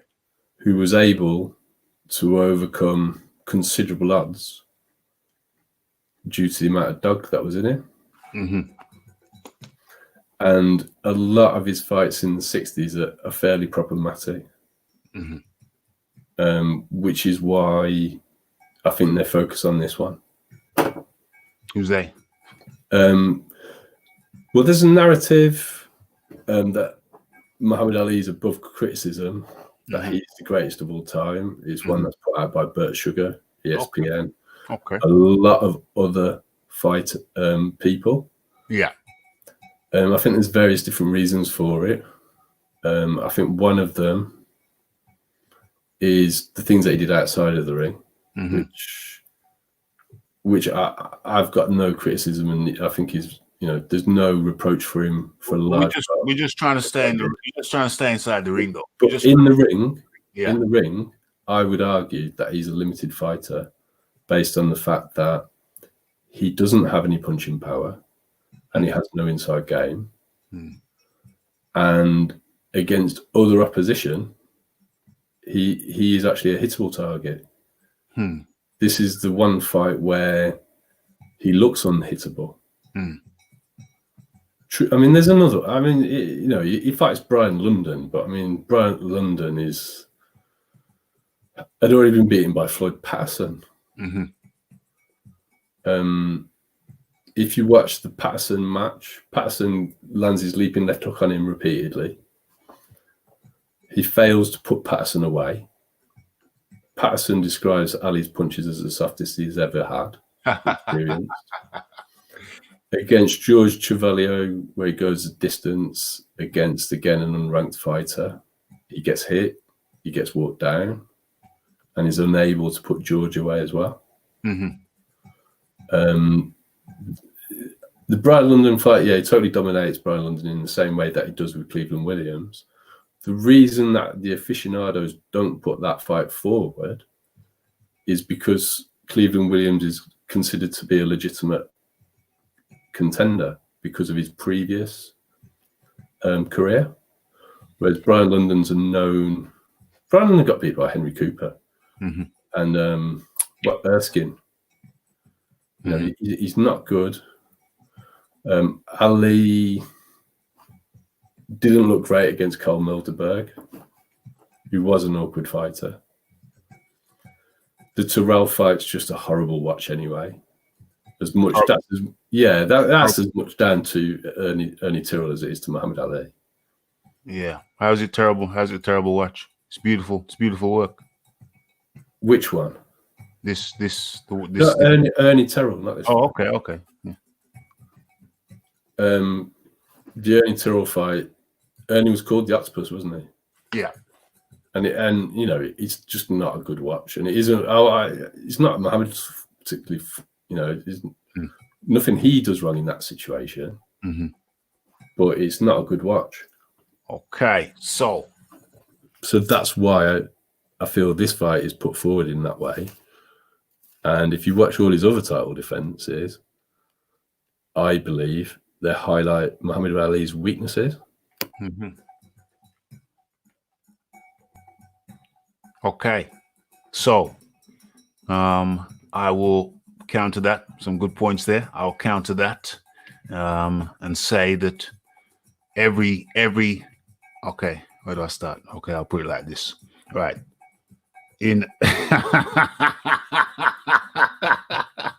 John can hate on Ali as much as he sees fit. Anyway, I'm going to counter. So in economic terms, there is no such thing as a straight line. Because I understand everybody saying, no, there is a straight line because I've got a ruler and I can draw a straight line. I've got a plumb level and I can draw a straight line. Okay, pause. Right. You can only draw a straight line for so long. Because at some point, there will be a curve. Okay, all right. So I had to say that in order for you to understand what I'm about to say. Okay, so in the same way that in the economic terms, there is no such thing as a straight line, I say that every fighter is limited. So let the drums come in there. And that's right. Every fighter is limited. And it comes down to a matter of degree. Okay, let's get deeper into it. Bullet points. So if someone says to me, Muhammad Ali was limited, then I'll say to them, there is no such thing as a straight line. So in the same way that it's a given that there's no such thing as a straight line, then it has to be understood that everything or every fighter, no matter how versatile, no matter how much style and flair and panache they may possess or may not possess, every fighter is limited. Now, so we have to accept that. So, okay. Now, how much does that take away? Now, there's an implication there. There's an implication there that because fighter X is limited, there's an implication there that, that's unfortunate. It's a shame that it's limited. It's very much a shame. But I say, I flip it. How about we flip it? I say that for someone to achieve as much as Muhammad Ali in the ring, I'm not talking about outside the ring, in the ring, as much as Muhammad Ali achieved,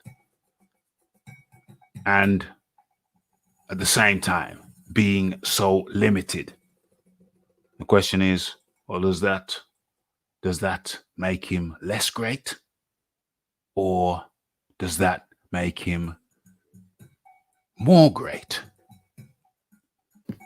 We're just pausing. I put it to you that when you see a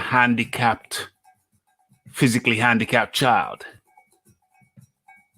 needs knee braces and all kinds of shizzle, and then he breaks out of the knee braces, and one day you see him running down the road with an imperfect gait,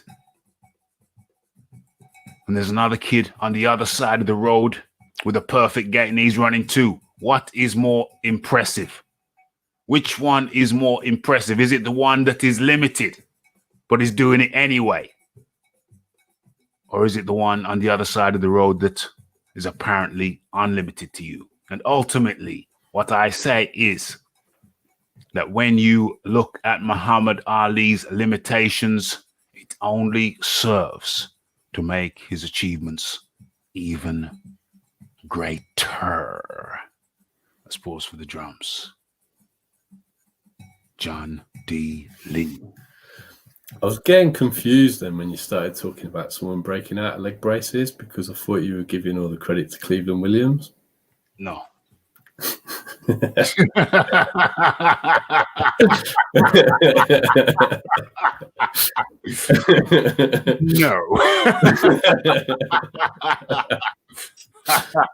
We've got the able-bodied guy here. We're not talking about this fight.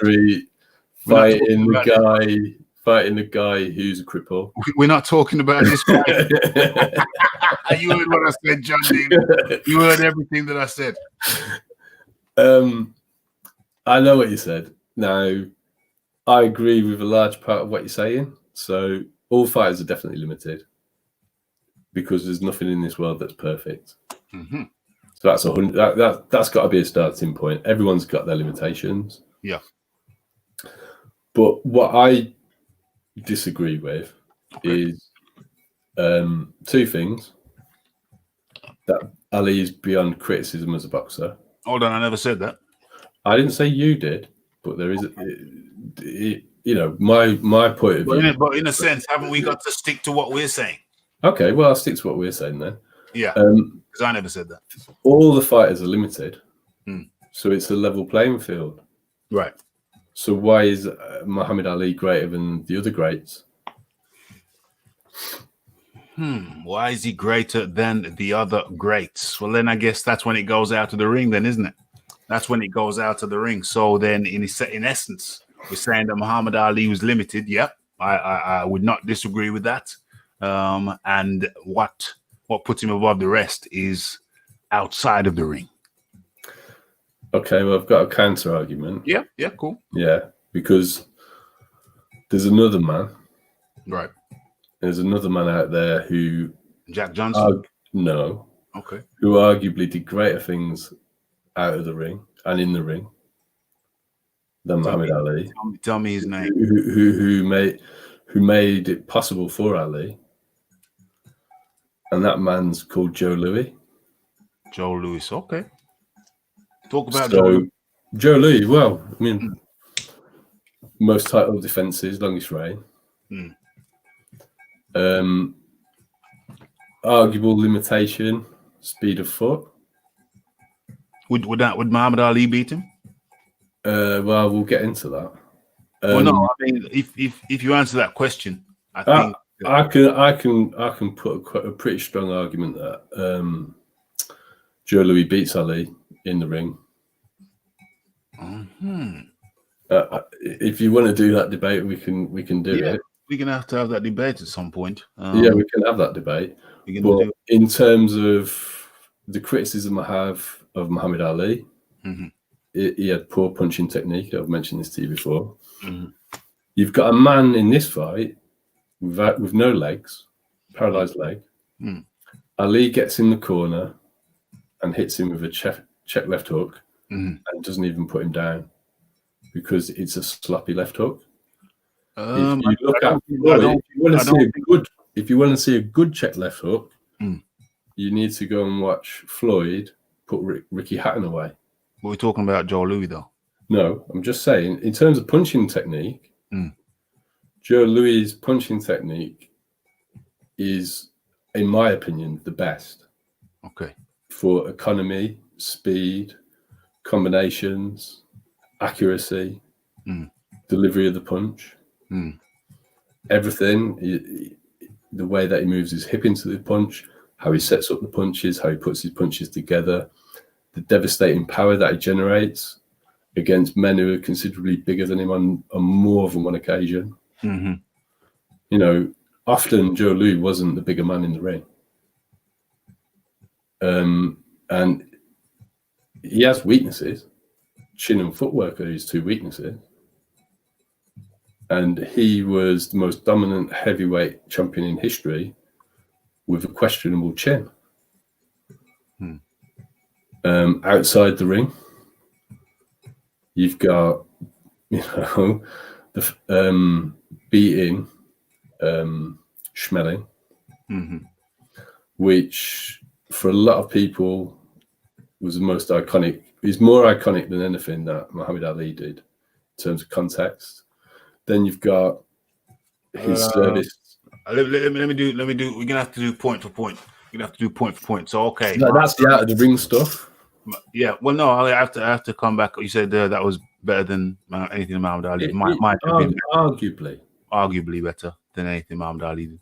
Well, I admire Joe Louis, so I'm not going to criticize him. I will not going to criticize Joe Louis at all because I'm an admirer of him. What I will say is that Muhammad Ali turning Muslim, Muhammad Ali, which even infuriated some of his own race, many of his own race, not just the white man, but his own race. I think he annoyed a large number of his own race, including a lot of the black fighters he fought in the 60s. Yeah, so Muhammad Ali not only went against many of the people of his own race, but he also went against the white man when he turned Muslim. That's one. Two, Muhammad Ali declined to go to the Vietnam War. That's another massive thing that he did. Three, Muhammad Ali would not forsake his principles, and as a consequence of which he was stripped of the heavyweight title. Wasn't even incarcerated? No, he never actually served time. Okay, but he was behind bars at some point for. It's virtually nil. So he appealed it, and he was bailed on appeal. Okay, so, I mean, it's the amount we're talking, like police cell, possibly a waiting cell before trial. All right. Okay, so those are three things. Those are three massive things that Muhammad Ali did that shaped the world. But I add, I can come back on those. Yeah, come back. So Joe Louis broke the colour bar. Good point. Muhammad Ali, all the other black fighters have got a debt to Joe Louis for breaking that. Yeah. Number one. Yeah. Joe Louis was the first black American hero and regarded by everybody as such. Was that not Jack Johnson? No, because he wasn't regarded as everybody by such. So white America, black America, a lot of white and black America were against Jack Johnson because of his behavior. Oh, okay. So the well-to-do black community didn't like Jack Johnson as a representative of them because of his womanizing. Okay. And the other things he indulged in. Okay. Whereas across the board, Joe Louis was universally admired and was seen as an icon. Okay. Because of his defeat of who was Schmeling, who was basically portrayed as the Nazi party. Yeah.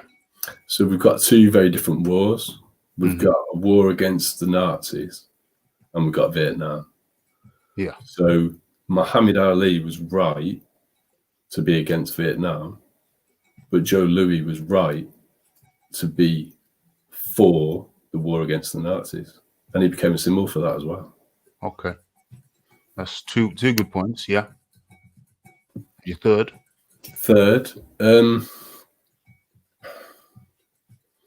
So what have you got? You've got becoming a Muslim. Yeah. You've got becoming a Muslim, the Vietnam War, standing by his principles in the Vietnam War, and also not standing by his principles and when he got stripped of his titles for 3 years. Yeah, well, that's two. So we got the turning Muslim, standing by his principles, Vietnam War. Yeah, so I guess those are two. Yeah, okay. So it's two apiece. Yeah, so 2 for 2. It's 2 for 2. 2 for 2. 2 for 2 was 2 for 2. can't immediately think of anything but Muhammad. Oh, the third one is that Muhammad Ali had to go through a lot of what Joe Louis had to go through anyway, even though it was years later. The racism was still there. The segregation was still functioning in certain places. So to me, the tie break is the fact that Muhammad Ali, he still had to go through a lot of the things that Joe Louis went through. You know, Joe Louis got arrested during his time in the army for standing up to white officers who tried to segregate him. Yeah, and defended numerous black soldiers during the war, and fought very hard against segregation during his time in the army. Yeah, not going to hate on that. I think we're 3 for 3 there, Raph. 3 for 3. 3 for 3. Well, how could it be 3 for 3 when Muhammad Ali was still going through the same shiznicks that Joe Louis went through? They're fighting the same fight, so what's the difference? It hasn't ended now. They're fighting the same fight. Yeah. And Muhammad Ali benefited from the fact that Joe Louis actually broke the color bar. Yeah, Muhammad Ali benefited from that, but then the fighters after Muhammad Ali still benefited with every fight, with every generation. Hopefully, racism got less. But so he was still fighting the same fight that Joe Louis fought before him, even though Joe Louis kind of broke the water, like the tip of a ship at the front. It breaks the water, even though Joe Louis did that. I'm not going to say nothing negative about Joe Louis because he's not a hero. But even though he did that, the fight was still on. And so Muhammad Ali came through and he broke it even more. And then people after him broke it. So that's why I'm saying they're 3 for 3. I'm not saying Joe Louis is winning yet. Yeah. Well, it's not a question of yet. We you know what I mean? We got to keep this thing tight. So it ain't no yet. It's like, boom. It's now or never, you know what I'm saying? Have you got more points? Or? Well, I mean, no, those are my points for Muhammad Ali. Those are the outside the ring stuff. So we've got limited fighter achieving greatness. Oh yeah, okay. So inside of the ring. See, I think we're level pegging now. Well, inside of the ring, no, I think Muhammad Ali is a little bit ahead because he was still going through the stuff that Joe Louis done, even though yes, to a lesser degree, yes. But how much Joe Louis had even more opposition than Muhammad Ali did? Yeah, it did. Opposition outside of the ring. Yeah.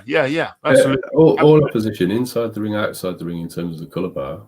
Yeah. Joe Louis going through more than Muhammad Ali. It did. In terms of oppression. I'm generously happy to say that we're on a level par there. Well, no, absolutely not. Absolutely not. Muhammad Ali was still fighting what Joe Louis fought. Yeah, but the fight's still on now. In the third category, it's not like Joe Louis. If you came to me and said Joe Louis kind of killed racism, you're not saying Muhammad Ali killed racism. No. But what they did do, they both had the same fight in different eras. So, but I'm not going to calling it level pegging. Well, no, because the fight was still on in this third category here. You say that Joe Louis helped break down. It didn't help. He was the first black sportsman. Yeah. He was allowed to fight and compete against white fighters. Okay, so he broke. It's before Jackie Robinson. Okay, so he broke that. So he's the first one. So he broke the collar bar. So that's in the third category. Yeah. So I'm not going to argue who did more for the civil rights cause. That's not the argument I'm trying to make. We're talking about out of the ring things. Yeah. And we're going point for point. So you've got a number of points that are 3. Yeah. And my argument is that Joe Louis is equaling those points. Yeah,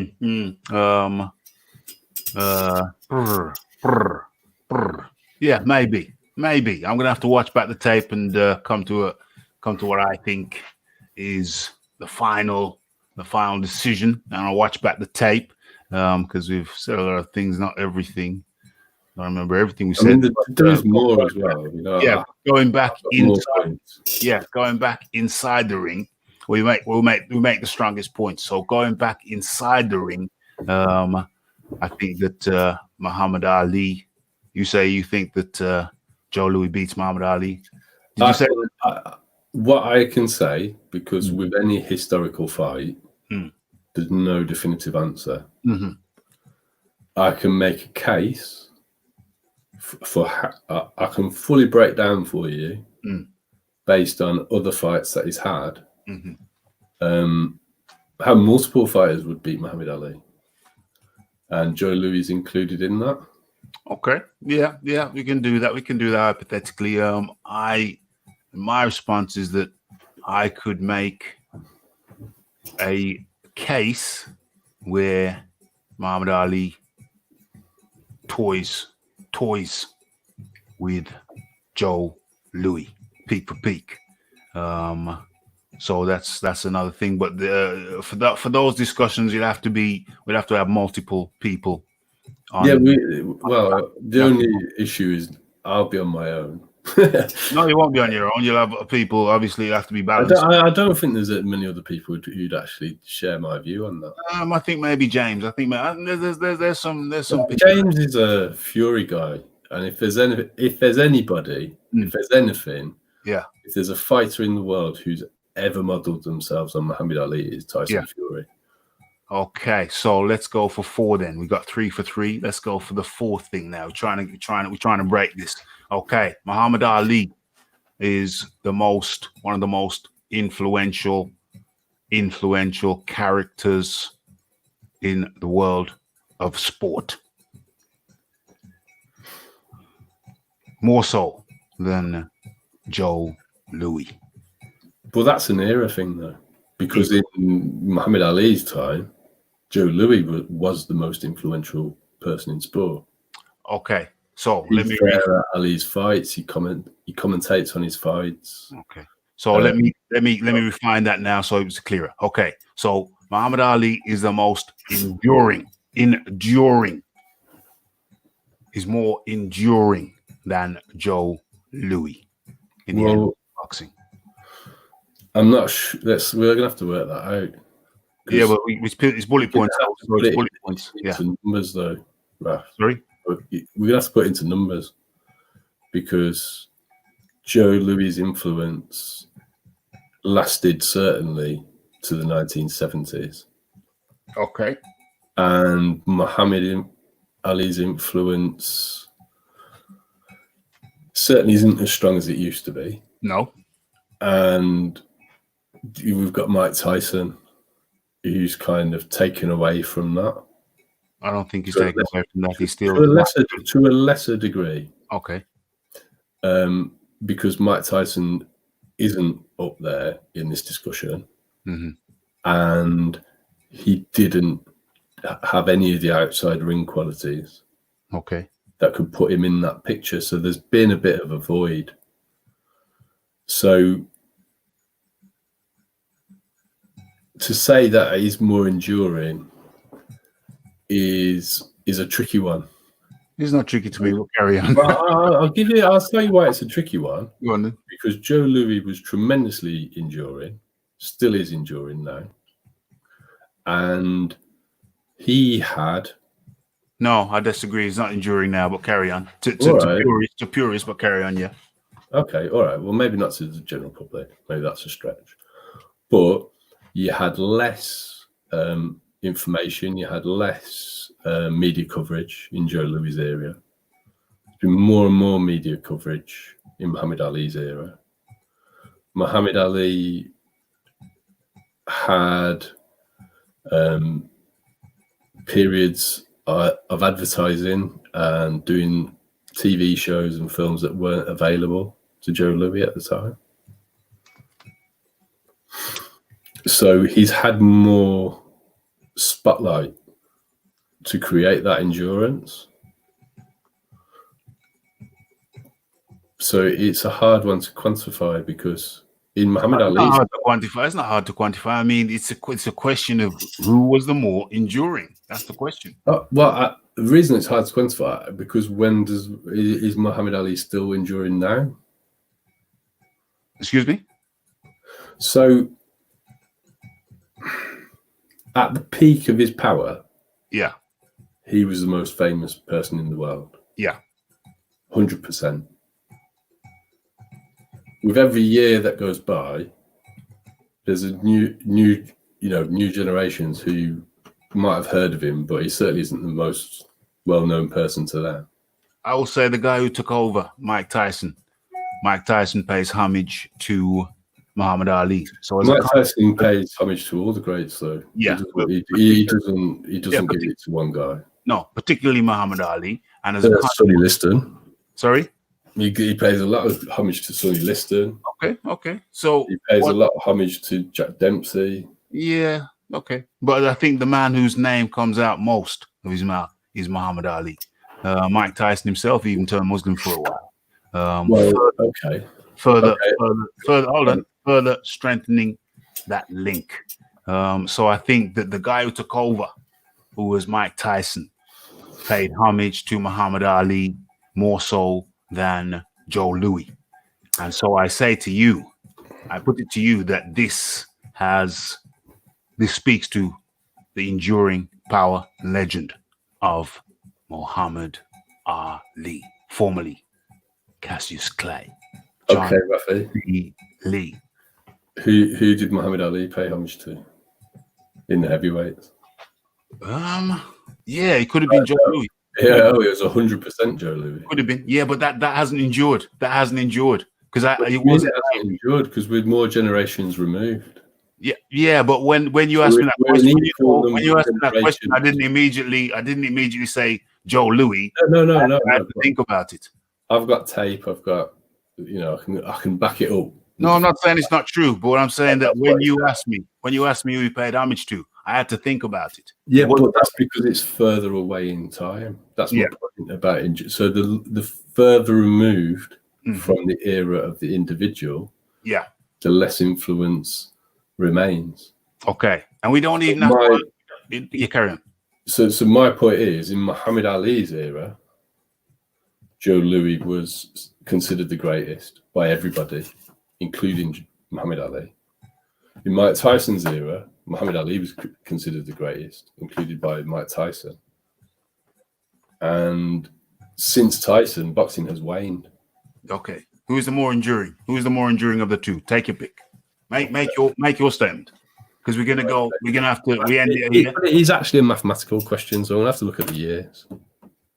But it's bullet points, so we're gonna have to do that quick. I'll just do my calculator. We're going to the judges. We're going to the judges. We are going to the judges. And what's the question? What is the question that we're asking? Who is the greater? We've narrowed it down. We've narrowed it down to Joe Louis and Muhammad Ali. Why am I so bright? Why is everything so bright? We've narrowed it down. Who is the greatest? This is to the chat. Who is the greatest out of the two?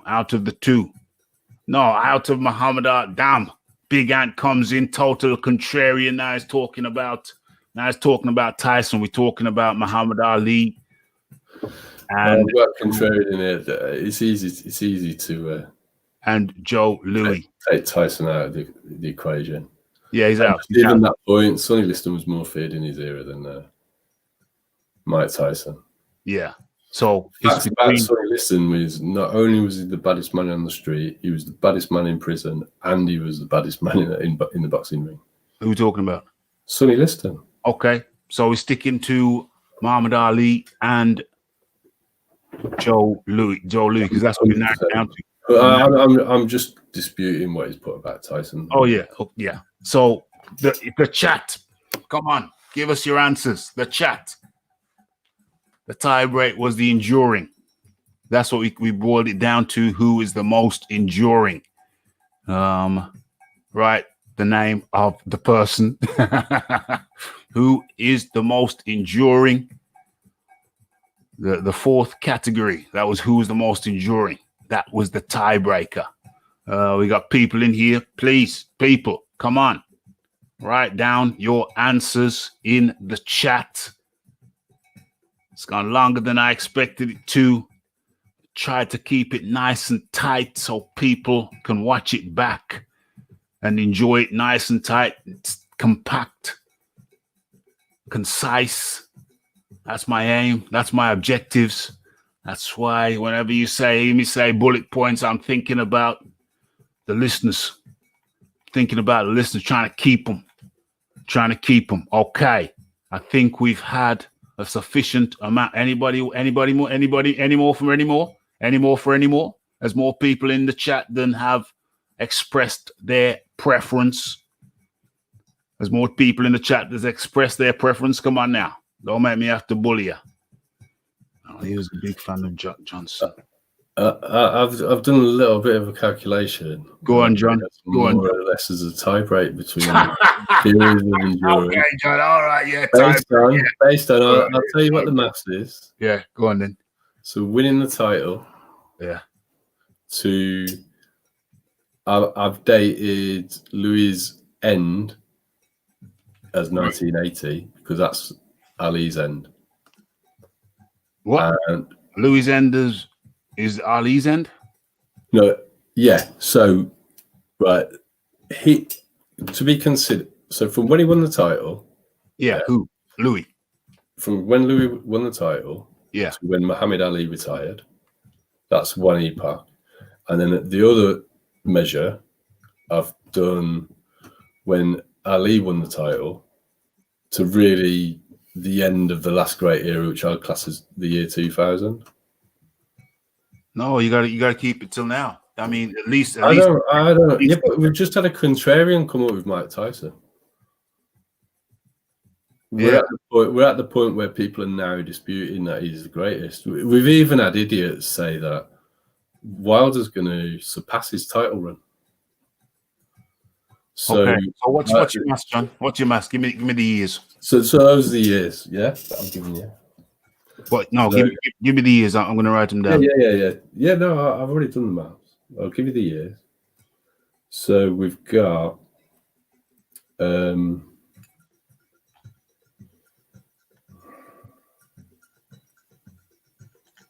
where's brother?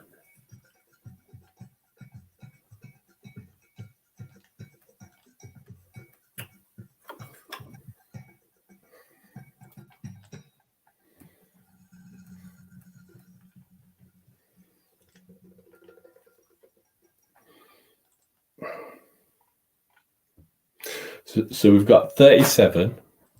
1937. To 1980. 1937. What's the significance of that year? That's the year Joe Louis wins his title. That's the year he wins his title. And what's the significance of 1980? That's when Muhammad Ali retires, isn't it?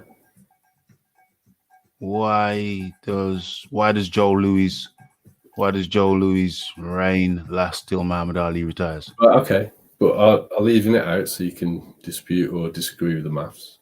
So the second benchmark is 1964. What's the significance of that when Muhammad Ali won the title? Yep. Okay.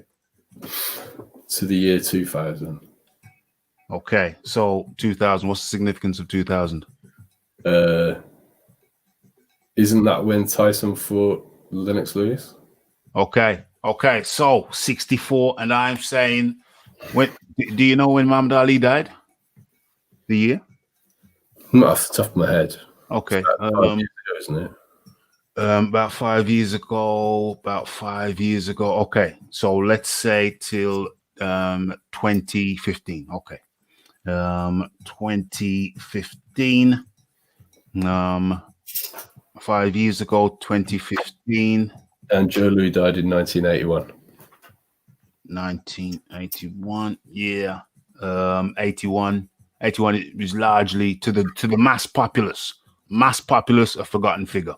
To the mass populace in 1981, Joe Louis was a forgotten figure. Not to boxing fans, but to the mass populace.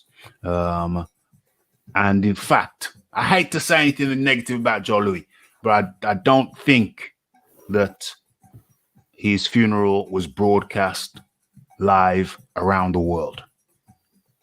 I don't think so, Joe Louis. It wasn't what was broadcast around the world apart from paid for events at that time? 81? No. I mean, okay. I don't think. Okay, let me rephrase that. I don't think Joe Louis' death. Well, I'm pretty sure Joe Louis' death wasn't front page news around. Yeah, well, okay, yeah, I don't.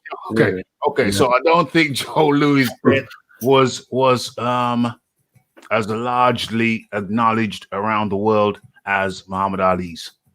I think there's a struggle there because you've got the internet, you've got 24/7 media services now. In 81, UK, no Channel 4, no Channel 5. You had the shutdown of TV broadcasting at like midnight, no internet, no mobile phones. You're not drawing a level playing field there, Rafi. Level. Hold on, it's not my fault. It's not my fault that No, but my point is, it was widely reported, but the media attention that you're remembering, the situation where there's more media than there's ever been. Yeah. So that's my point. If you actually look, it was a very significant funeral. I'm pretty certain Muhammad Ali was a porn bearer. Yeah. Well, I don't remember that. You see, I think there's a similar setup. That's what I'm saying. I don't remember that. It happened in my lifetime. It happened in my lifetime. Yeah, but there's two reasons for that, isn't there, Rafi? Lack of media available to the general public at the time. And also, these days, there's so much media there, there's a need for content to fill the amount of airtime that they have and the proliferation of channels. There was no dedicated ESPN sports channel available in the UK in 1981.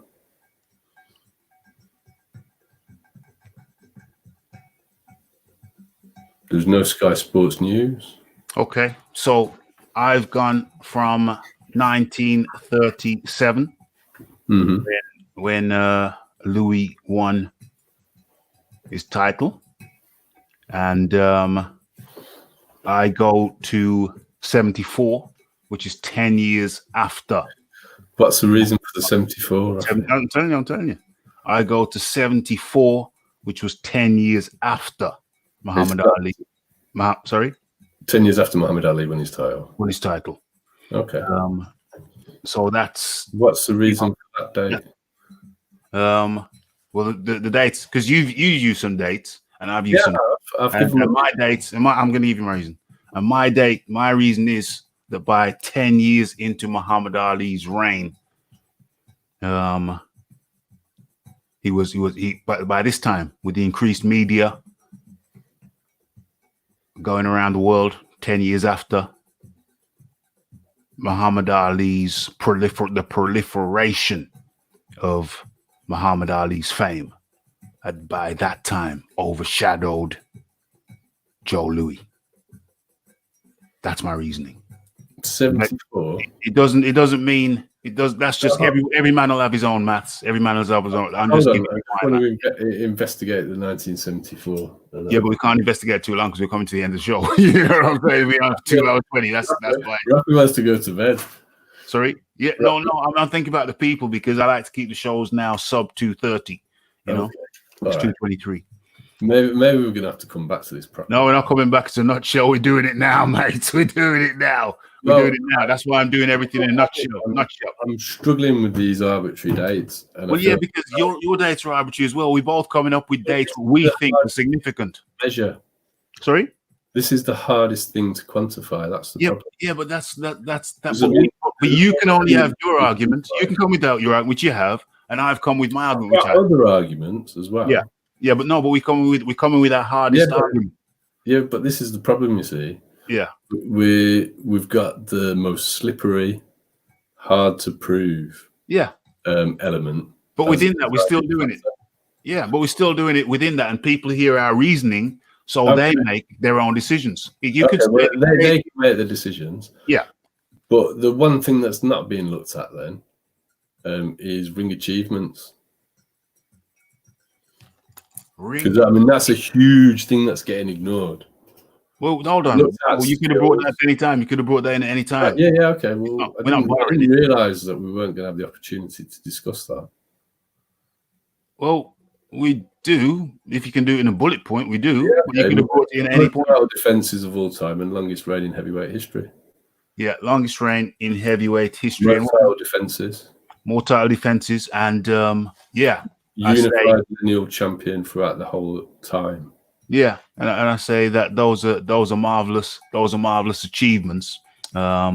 Which, however, my counter to those are that in the same way that you say that we can't really look at the proliferation because we didn't have the internet, we didn't have this and that. We say you're ultimately saying it was a different era. And I say, yeah, well, that's perfect. That's great. Can't knock it. Happened in a different era.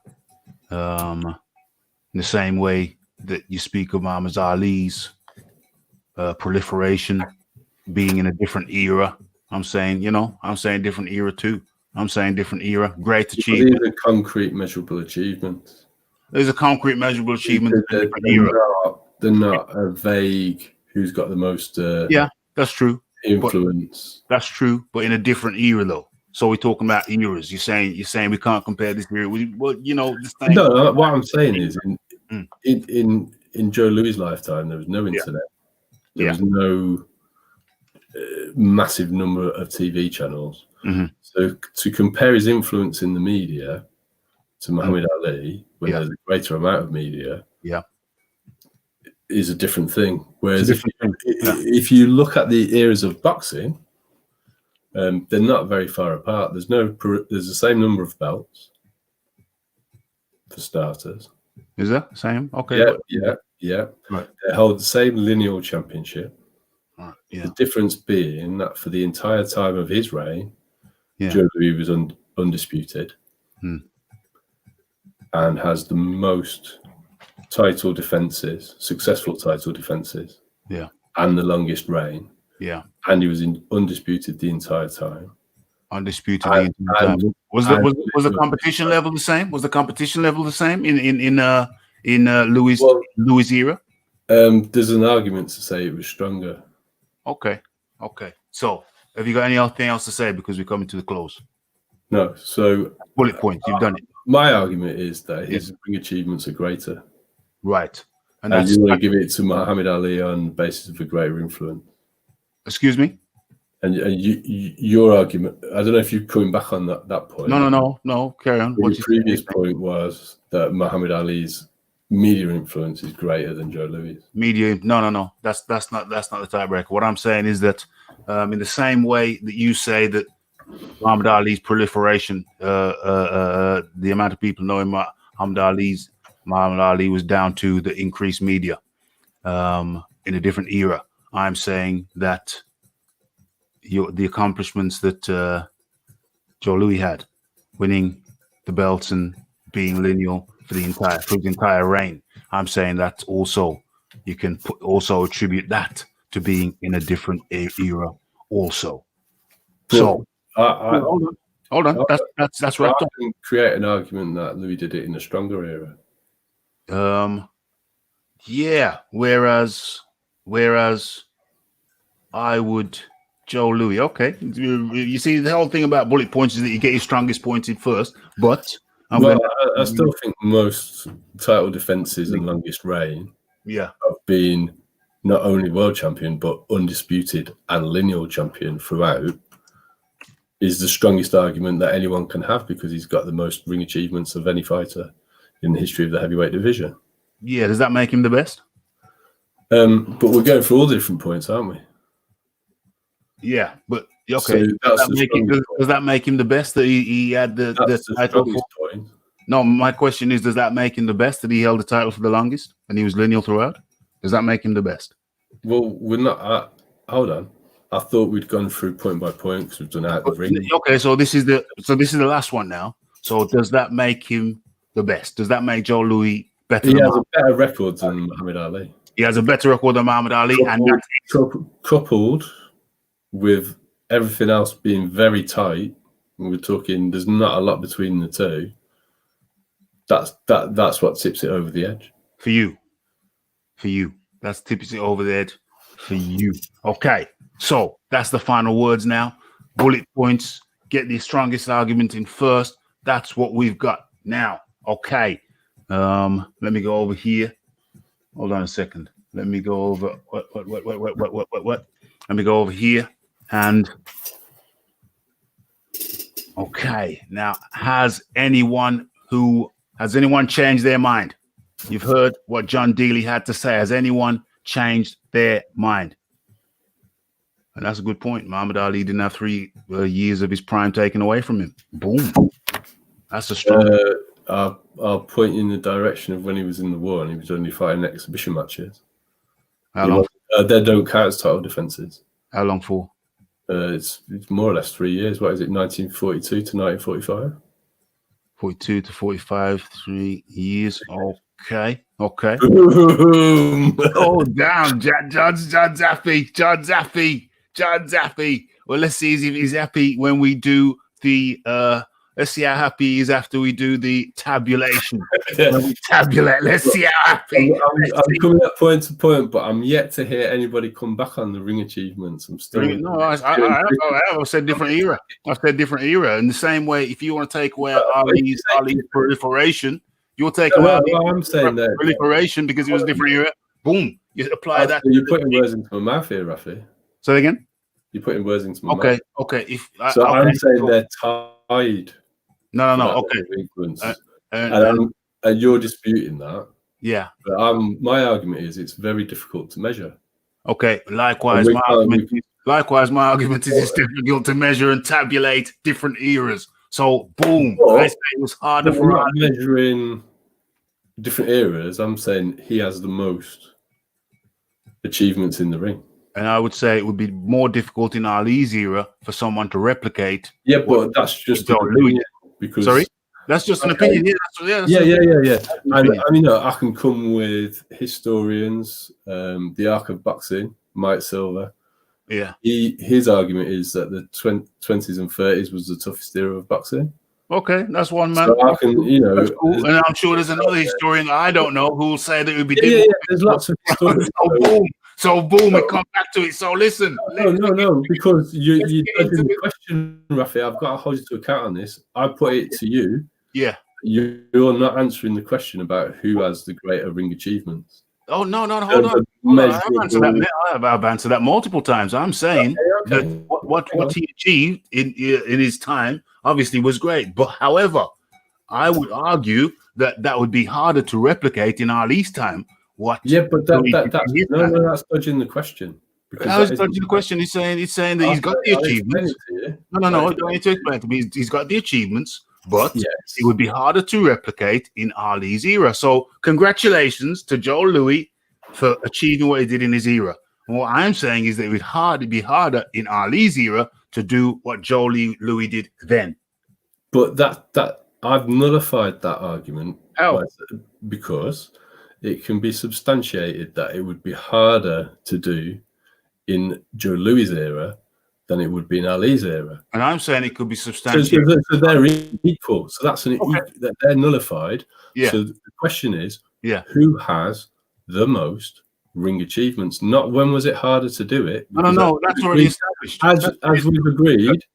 As we've agreed, you can't compare eras. There's a counter argument that's of equal weight to say Ali's era is harder or that Joe Louis' era is harder. So what I haven't heard you say, and this is very important. Yeah, get to it, mate. Who has the most in the ring achievements? Well, we already know that. That's Joe Louis. Oh, there we go. In his era. Let me hear you say it. In his era. We got there. He was in an we got the whole drinking water. He was in an easier era. So, congratulations, you're trying to get me to speak ill. No. Because I can argue just as eloquently, and just as well. Yeah. That it was harder to do those achievements in Joe Louis' era than it was in Muhammad Ali's era. Okay, and we're going to have to leave it there because it's about bullet points. Whenever we debate, I'm talking to everybody. Keep it bullet points and get your best points in early because this is way overtime. Way overtime. John, you could have said this when we got at 3, but you didn't. We took the vote. Blah blah blah. Okay, everybody in the chat. Why didn't you bring in the 4th thing when we were at 3? Why didn't you say 4? But you didn't. I didn't know we were cutting out. I thought we were just. John, you know the time limits. People aren't going to stay here forever, so I tried to keep it nice and tight. So people don't lose interest. And when people look on the replay, if I look at a replay, if I look at something and it says like 5 hours, I'm not even going to play 1 minute of it. So my strategy around here is to keep it nice and tight now. So we're there. So has anybody changed their mind and switched over to Joe Louis after hearing John Dealey with the fourth element? Has anybody changed their mind now? Because we're talking about the greatest. I'm going to allow people to get their answers in, and I'm going to go back and tabulate again. There's a lot of stuff here. There's a lot of stuff here. Okay, so damn, thing came to life after in the last 30 minutes. Okay, where are we? Ali, the greatest. What's going on here? Ali's the first. Okay, Ali's the greatest fight. I need a pen and paper. Okay, I got my pen and my paper. Of all time. Let me get a fresh piece.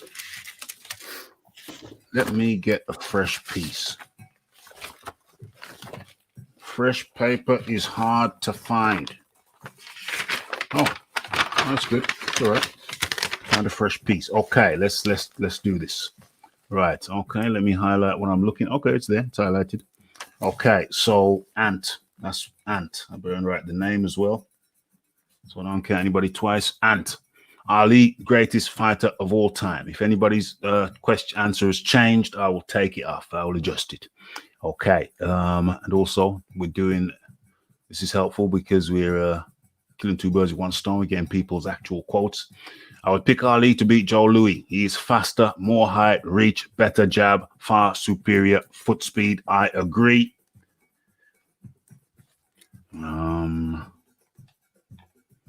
More people today know Ali than Joe Louis. I know John's counter argument to that already. Tyson, most feared man of all time. Okay, fair. Of all time? I don't know. Sonny Liston gets a big shot with that one. Jack Johnson even gets a big shot with that one. I was a big fan of hacks. Was he a big fan of hacks? Say Muhammad Ali to anyone in the world and they'll know who he is. You can't say the same about Louis. John will say, well, yeah, but you'd have to do that 20 years ago for Louis. But still, I think it holds true. Okay, so Wild Soul Ali. John, you still there, mate? Yep. I'm here. I've already looked through all the chat, okay. And I know that people aren't going to agree. John, don't preempt things, mate. You never know. You never know. Don't preempt things. This sort of stuff's just opinion anyway. It's actually we know. Yes, it is. It is. Pablo Diablo. What does Pablo say? Marla, Ali. Yeah, I got Marla down for Ali. Wild Salt, Pablo, Cassius Clay, aka Ali. So that's Pablo's got his voting. Pablo has got his voting. Ali was a big fan of Jack Johnson, aren't we all? Big Ant. My fault, Rafi. Between the two, Ali beats Joe Louis, and Ali stood for a lot more than the Brown Bomber. You know what? I would say that too. Ali. The Brown Bomber seemed kind of soft and gentle. He did seem kind of. Ali was fist pumping. I would say, in fact, I'll say Jack Johnson. I mean, Joe Louis was like your Malcolm X and your Martin Luther King, and Muhammad Ali was your Malcolm X. I'm happy with that. But again? I'm happy with that comparison. Yeah. But I think, again, we're more removed from Louis' era, so those sort of statements are to be expected because people don't know what Joe Louis did. No, but I mean, even back in the time, I would say, Martin Luther King and Malcolm X, they were the 60s. So I'm saying even back then, I mean, you had that comparison. No, I'm happy with the comparison, but what? John, yeah. We're counting. Bomb Squad, the greatest ever. King of Wakanda. Raleigh fought a murderer's row, and Louis fought the Bomb of the Month Club. Damn. You do realize that I'm a fan of Louis. Well, I mean, if we want to delve into that, we could. Yeah, we ain't delving into that now. In the 60s. In the 60s, trust me. Title defense wise, Muhammad Ali did not fight a murderer's row in the 60s. When did he fight him? In the 70s? Well, that's Raphael, we're just going to end up on this for too long. Okay. So anyway, we won't get into that right now. We only had 2 channels here in New Zealand in 81. Started at 6 a.m. until midnight, closed down. Yeah, I think we had about 3. We had 3. 81? We had 3, or maybe 4 with Channel 4. I don't know. Channel 4 hadn't come out now. Okay, there we go. Boom. Was 81 the year Lady Diana died? No, that was the year they got married. Oh. Okay. Go and play that, man. Oh, damn. I overshot that one. Ali has a bigger status around the world than Joe Louis. Yeah. Don't know anyone who can. Yeah, but that's in this current era. Yeah, I know that. I knew I was going to say that. That's not up for dispute. I understand that. We were privileged, big boy. We had 4 channels. We had 3 in 81, it seems. I think probably might be wrong there. 3 or 4. Ali built his legacy before the internet. That is true. Joe Louis didn't have 3 years of his prime taken off him. John Dealey disputes that. His time in the army. I think Ali has the bigger profile than Lewis, but much of that could be due to more exposure due to media advancements and the fact that I was alive when he was fighting. True. Yeah, there wasn't even TV available when he was fighting. That's true. And many don't know much about the opponents of Lewis as much as most of us weren't around Joe Louis. Louis. I get you. I hear you. He's one of the greats, the Brown Bomber, but he's not near the best boxer to put on gloves. One reason, because of the era and the evolution of boxing. Joe Louis was a pioneer of the sport. He was a pioneer of the sport, no doubt. Joe Louis, quality of opposition wasn't. I think this quality of opposition, I'm going to have to come in on it at some point. Not today. Yeah, not today. Certainly not today. That's for another debate with more people. That's for another debate with more people on the panel. Anyway, this is people's perceptions, so that's important. That's very important. I'm guessing if a global survey was taken, 8% of the general public would say that Ali was the greatest. I bet less than 10% would even mention Louis. Yep. I'm happy to think that that's the case, though. Yeah. Joe Louis weighed around 195 pounds. He wouldn't have done what he did in Ali's era. Boom. Damn. No, because Joe Louis knocked out plenty of men of Ali's weight, size, including Max Baer. Bobby Baer, Max Baer's brother was actually 6'5", 250 pounds. There were, as I mentioned, on many occasions, Joe Louis was the smaller man in the ring. Yeah. So he certainly beat us. He fought people who were 6'3" with 78-inch reaches who were weighing in around the 215 pound mark on a regular basis. Yeah. So that's a Muhammad Ali size. Yeah, I'm not buying that he would cope with. I'm not buying that he would cope, even though he did beat certain men who were, in that area that you're talking about, 215 and whatnot. I maintain it's a tougher era.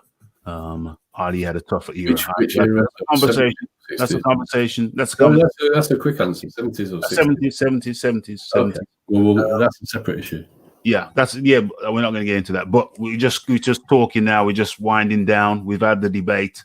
It was a good one. It was back and forth, and we have to let the people have their say. No athletes from the 20s. Say that again. I was only coming back on the point. Yeah. I hear you. no athlete from the 20s is better than an athlete from later era, especially from today's era. Yeah, come back on that, John. Well, two things there. Yeah. First of all, we don't have enough tape. Okay. And are we only saying the 20s? That's what Because, okay, well, Joe Louis won the title in 1937 and fought to the 1950s. Okay, so the 20s don't apply. So he meant Joe Louis' era, clearly. So if we're talking about Joe Louis' era, then there's a strong argument that athletes were better then. Athletes were better in the 30s than they are now. You can make arguments that Yeah. athletes from that era Yeah. are better than some of the athletes, not all of them, Yeah. today. Also, if you're going to match eras, what about allowing those guys to have the same nutrition and training facilities that these guys have? Yeah, Or I mean, the guys from that era. I'm with you on that. A great athlete of any era is probably going to be a great athlete if you're transporting. Yeah, I agree with that. Yeah. I agree with that. So if we look at, in my opinion, the best boxer to ever actually put gloves on, who's not a heavyweight boxer, is Sugar Robinson. Yeah, I agree with that. But he's a 1950s boxer. Tell me a middleweight who's better. But hold on, though. I agree with you. No, he was talking about eras. No, okay. So if you transported Sugar Ray Robinson to say, let's say, Four Kings era. Yeah. If you transported Sugar Ray Robinson to the Four Kings era, how do you think he'd have done? I still think he'd come out on top. Hold on, we're not talking about with the nutrition. We're talking about intake. As he was. Yeah, as he was. As he was. Yeah. I think he comes out on top. He measures up for size. If it was a welterweight competition, then he wipes the floor with all of them even more easily. Yeah. You got to remember that he was also 6 foot with a really long inch. What was his reach? He got a tremendous reach. Yeah. Hold on. He was 6 foot? Yeah. Sugar Ray Robinson was 6 foot. I'll fact check that for you. The shortest he is 5'11", but I'm sure he's 6 foot. Okay, no, I didn't know he was that tall. Okay, anyway. Yeah, he is a tall man. I'll get you word for it. I didn't know he was that tall. That's incredible. For me, I'll put it this way. Ali was bigger, faster, and hits just as hard. I think Ali would have beat Lewis on points. I think he would have. No way on God's earth that he hits as hard as Joe Louis. There's just no that's unsubstantiated. Well, everything's unsubstantiated about that, though. Yeah, but he was a proven non-puncher, whereas Joe Louis is a proven puncher. Faster, moderately bigger. He got a 2-inch reach advantage, and he was about an inch taller than Joe Louis. So if we're just going to do facts for facts, the speed would kill him. Ali's speed would kill him. Well, we can come back to that, right? Yeah. But that's the clear-cut area where there's no question Ali's better than Joe Louis. You know, hold on. Did you just say there's no question that Ali's better than Joe Louis? No, the one area that Ali is unquestionably better than Joe Louis is foot speed. There's no question about that. So the question is, how would Joe Louis deal with Ali's foot speed? Not who had the better speed. In terms of size, the size difference isn't really that much. And Joe Louis has fought many fighters who are as big or bigger than Muhammad Ali. Yeah, he couldn't live. Joe Louis couldn't live with Ali. Well, live with him. Well, I'm sorry. Sorry, John. I'm sorry. I thought if I want to do that, I can do the case, but we ain't got time today. We ain't got time, mate. We ain't got time. We ain't got time. To anybody else who comes on a debate, please understand. But if we're going to just put in bigger punches just as hard, I've got to come in on those because it's not. Yeah, really, you can counter. I mean, that's what we're doing. And that's all I'm saying is, in terms of size difference, it's not significant. Yeah, John, are you seriously saying to me that you think that Joe Louis? No, you think not an argument could be made. Okay, I'm going to ask you a question. The debate's pretty much done. The tabulation's in. It's like about 6-0. Everybody in here. Yeah, that's what. Anyway, that's not my point. That's not my point. My point is, and it's an argument versus argument. My point is, do you think, you, John Dealey, do you think, not that you can make an argument, we can make an argument for anything, you think Joe Louis would beat Muhammad Ali prime for prime?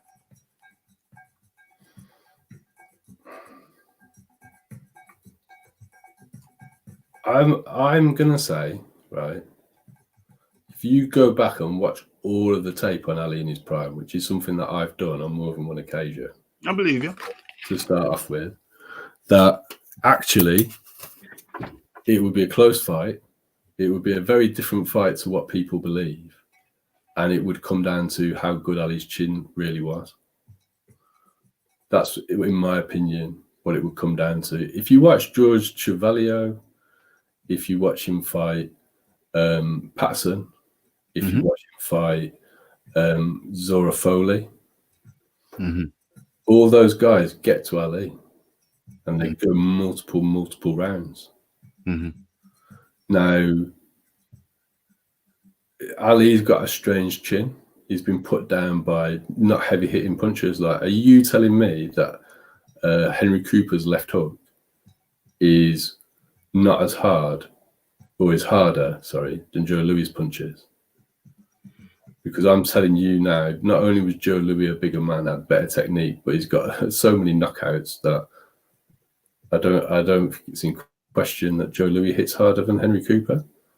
I've seen a less effective, less quality boxers get to Muhammad Ali over rounds. Maybe he fought to their level. Well, maybe when you fight in Chevalier, or maybe he wasn't expecting. It happened to the greatest. It happened to Sugar Ray Robinson over when he came to you on the Europe. To Turpin. Yeah. It happens. But it's more than one fight, Rafi. Yeah, it happened. But still, I'm not saying one. Yeah, I can give you multiple title defenses where that's the case. Well, it's not a question of me winning a debate. It's an argument. It's one versus the other. One argument versus the other. Well, there's no question. It's not a question of winning a debate. It's just one argument versus the other. That's all. It's not. This is what it is. One argument versus the other.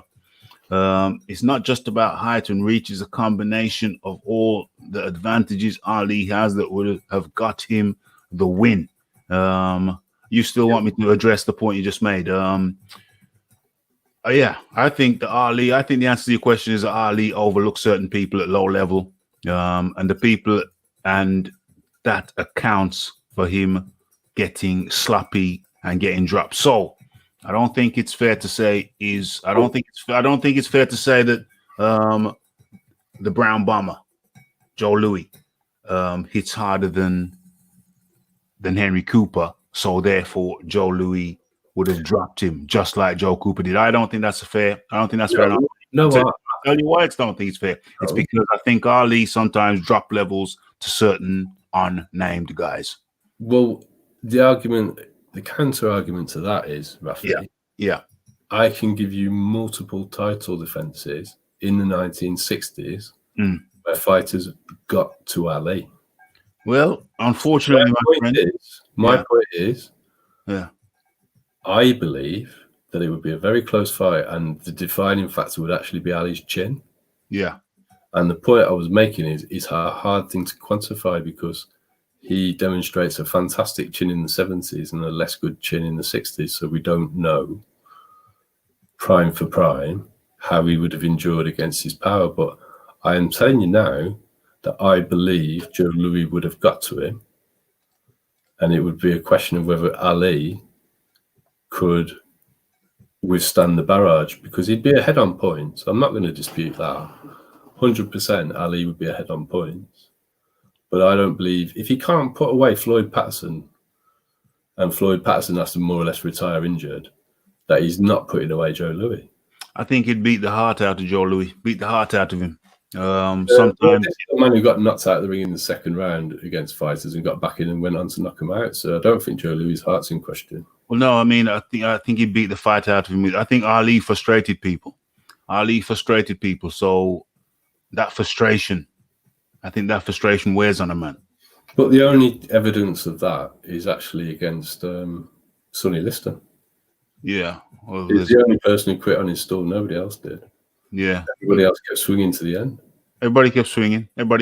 Swinging wildly sometimes, swinging wildly. And if you watch some of the people that Joe Louis fought, like Billy Khan, they were movers who frustrated and did that to Joe Louis. And Joe Louis got to them in the end and ended up knocking them out.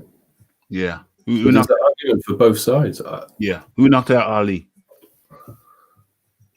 No, I'm not questioning Ali's. The point about Ali's chin is he got put down.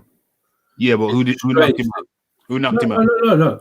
I am happy to say that's the determining factor because it's a slightly unknown quantity. Yeah. Joe Louis ain't knocking out Muhammad Ali, bro. I'm not saying 100% he is. Yeah. I'm saying Joe Louis ain't knocking out. You're saying 100% he isn't because of the rumble in the jungle. Well, sorry, because of what? Well, I would suspect it's because of the rumble in the jungle. Okay. I would suspect that. I'm talking about his whole career. I'm talking about his whole career. Even Henry Cooper. Even Henry Cooper. Okay, I can see the counter argument there, but even Henry Cooper didn't do it, and Henry Cooper caught Muhammad Ali slipping, and with a peach of a punch. He was a peach. Well, I think you're giving too much credit to Henry Cooper. Maybe I am because it's against Muhammad Ali. Maybe I am. Fighter that drops him before he fought for the title. Say that again. He got dropped on more than one occasion before he fought for the title. I accept that, my friend, but I'm saying who knocked Muhammad Ali? That's all. No one knocked him out, and I'm not saying that Joe Louis knocks him out. I'm saying it's the determining factor. Yeah. And if Joe Louis would get to him. Did Joe Louis ever get knocked out? Yeah, Joe Louis got knocked out. Multiple times? Well, only once before he retired the first time. If you're going to go into his... No, we're not going into the second. We're not going. So the only knockout he had is a similar situation. He didn't train properly for Max Schmeling. Yeah. Got knocked out early. And then we know what happened the second time they fought. Yeah. Well, he did a good job. And ladies and gentlemen, as you knew it would be, it was tit for tat. It was down to the wire. And I'm satisfied that we had a good debate, John. Yeah, it's gone the way I'd expect it to. No, regardless of the scores. No. It's been a gentleman's discussion, Raphael. Yeah, absolutely. And it's a good one. And I congratulate you on raising some very good points, John. Thank you, Raph. Yeah. Would you like to reciprocate, John? I think you argued very eloquently. I think you made a lot of good points. Thank you very much. You see, that's the gentlemanly nature that exists right here on Raphael Combat Radio. John, you made it. You made some damn good points. I gotta hand it to you. You never get to heaven now, but I'm already there, Raph. Already there. But I believe you. All the blasphemy that you've done, paradise. I'm gonna have to lie. I believe you're looking to get a place in paradise with Muhammad and his other followers. OMG.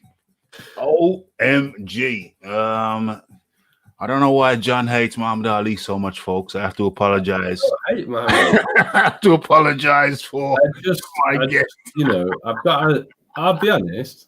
I'll tell you my real view. Yeah. I'm a child of the 1980s. I was born in the 70s. Yeah. So I was grown up having everybody tell me Muhammad Ali was the greatest fighter of all time. Mm-hmm. And I still haven't got over my disappointment from watching all of his tape. Yeah. And you know, people just overlook his shortcomings. And they just get ignored. I mean, we've heard people in this chat talk about his punching power. Mm-hmm. Have we? Yeah. Big Boys Boxing, or Marla said he punches as hard as Joe Louis. Floyd Patterson was a known chinny, blown up like heavyweight that he couldn't dispatch. And Styles make fights. Sometimes. No. I'm not saying this is why Joe Louis wins. I'm saying people are saying that Muhammad Ali hits as hard as Joe Louis. And I'm saying 100% Joe Louis hits harder than Muhammad Ali. Does that win the fight? I don't know. I'm not saying it does. But what I am saying is there is no way on this planet Muhammad Ali hits as hard as Joe Louis. But that's like me trying to say Joe Louis' foot speed is as good as Ali's. I mean, it's just not their main attribute. Yeah. And also Ali's got no inside game as well. Yeah. It's never spoken about. It's ignored altogether.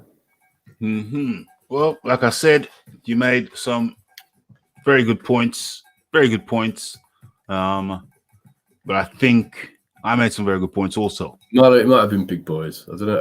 It was a New Zealand gentleman. Well, that narrows it down. Yeah, so good points were made. We got Rafi and John. Great debate. Fire. It was a great debate. It was tit for tat. John brought it, which, of course, we all knew he would. Did his homework. Well, probably done his homework for some time previous, so he's formed his opinion. We all form opinions. Yeah, I think he was very well put. Very well put. Very good argument. Very good arguments. But ultimately, the chat have decided, John, and I think I better write this down. Better put it in the chat for prosperity so there can be no ambiguity. It's all right, Rafi. A gentleman can take. Take what? Take a defeat. There's no shame. There's no shame. There's no shame in it. There's no 7-0. Damn, that was premature of me. Yeah, absolutely. Ant says, great show. Enjoyed listening. But I still got to get this in. Got to go again. 7-0.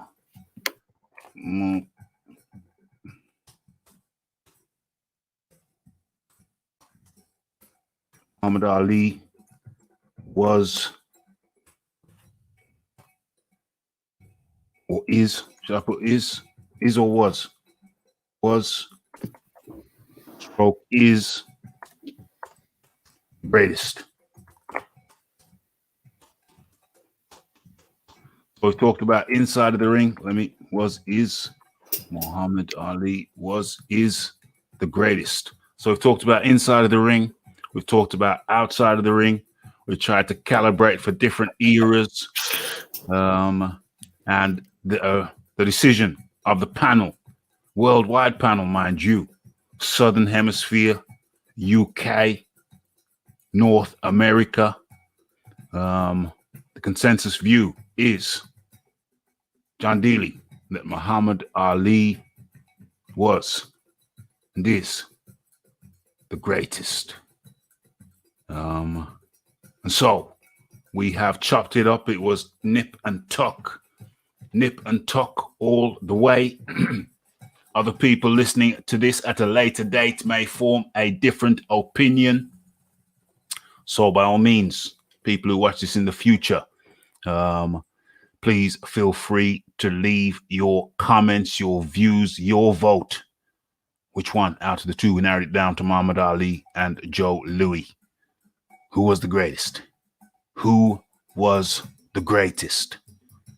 And let me put up the flyer for a moment.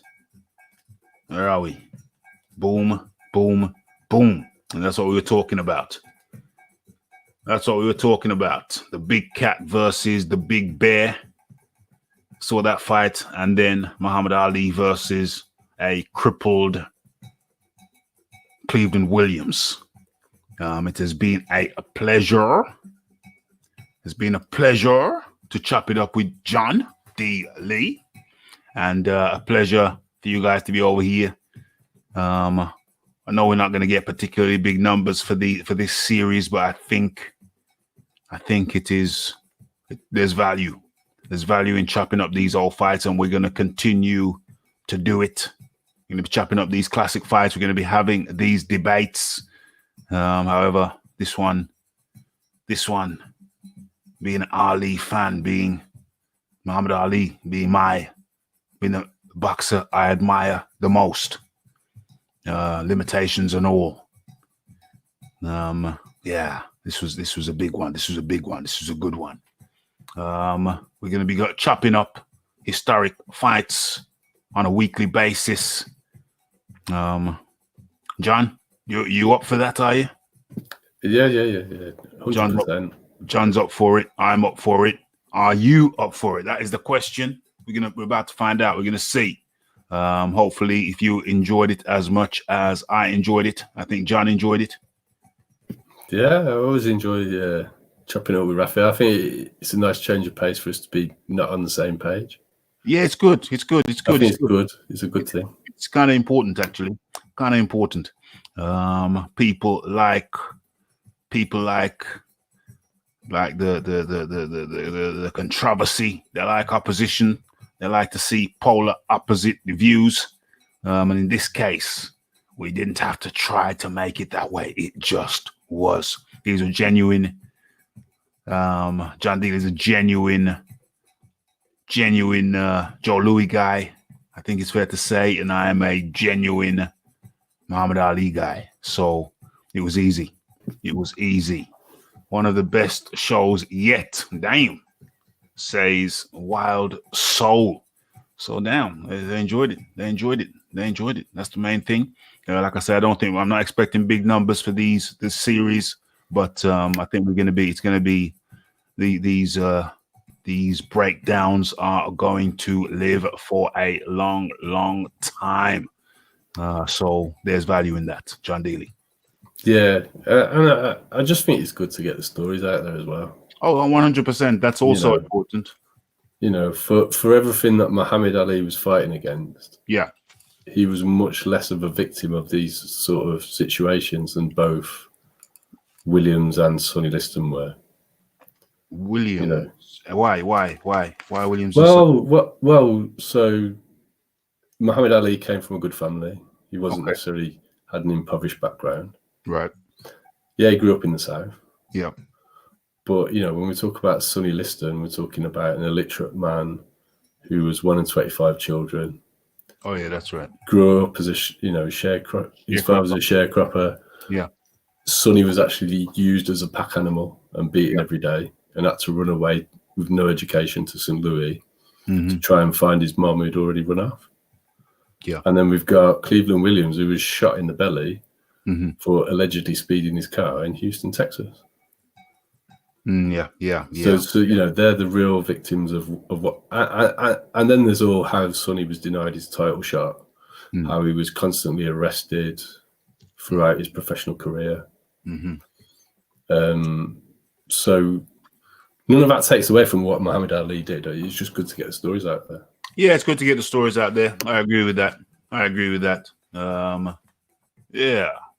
So, Muhammad Ali was more privileged, you're saying, than both the other cats. He was there's nothing wrong with growing up in a decent family, and yeah, he's somewhat more privileged than the other two. I don't know. Yeah, I wouldn't say Cleveland Williams was unprivileged in the same way that Sonny Liston was, but he still started fighting at the age of 14 illegally. Lied about his age to get a license to make money. Whereas Muhammad Ali went to the Olympics, won gold medal. It is chalk and cheese when you look at their backgrounds. Chalk and cheese. Chalk and cheese. But on the flip side of that, you're still living in the same era, still going through the same prejudices, still had the same problems. It's all part of the same story. It's all part of the same story. Yeah. All part of the same story. Vincent Grant says, great show, guys. More for me? What do you mean more for me, Vincent? I don't get you. I think he's asking for more of these sort of Oh, breakdowns. more of these breakdowns. Well, yeah, that's gonna happen. That's gonna happen for sure. That's no problem there, mate. It's part of the new series. Let me flick screens to see what I called it. Oh, it ain't there. It ain't there. Hold on. Isn't it on the isn't it on the flyer? No, hold on. Let me scroll somewhere else. Oh yeah, okay. So it's called Boxing Talk and Classic Fights Review with Rafi and guest. Okay, so we've gone into hella overtime. Glad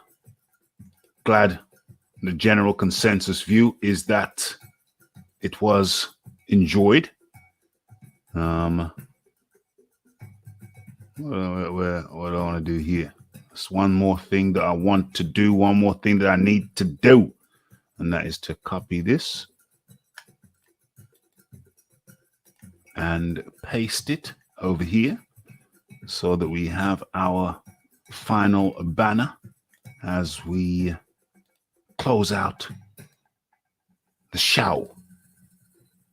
7-0, Muhammad Ali is the greatest. Okay, John D. Lee, your final words, my friend. That's just been fun. It has been fun. It's all been fun and done in a spirit of goodwill. Absolutely. Great points. See, Joe Louis, another favorite of mine. Someone I have deep respect for. What he went through, what he had to go through. And I'm just looking at Sonny Liston's glove. Am I seeing fingers on the right hand of Sonny Liston's gloves? Those are training gloves. That's not No, I know, but those are like the first MMA gloves in MMA circles. Yeah. But there's a reason for that. He had to have specialist gloves made for him. He's got the biggest fists in heavyweight history, hasn't he? Yes, he did. But still, in MMA circles, they don't know. There's a debate when was the first MMA gloves, and I put it to you. I've just realized that Sonny Liston was wearing MMA gloves before the MMA community realized they existed. I've just noticed that. Never seen that before. Never seen the fingers out before. Oh, okay. I'm not an MMA guy. But you know, I've been accused of a lot of Ali hate here. Yeah.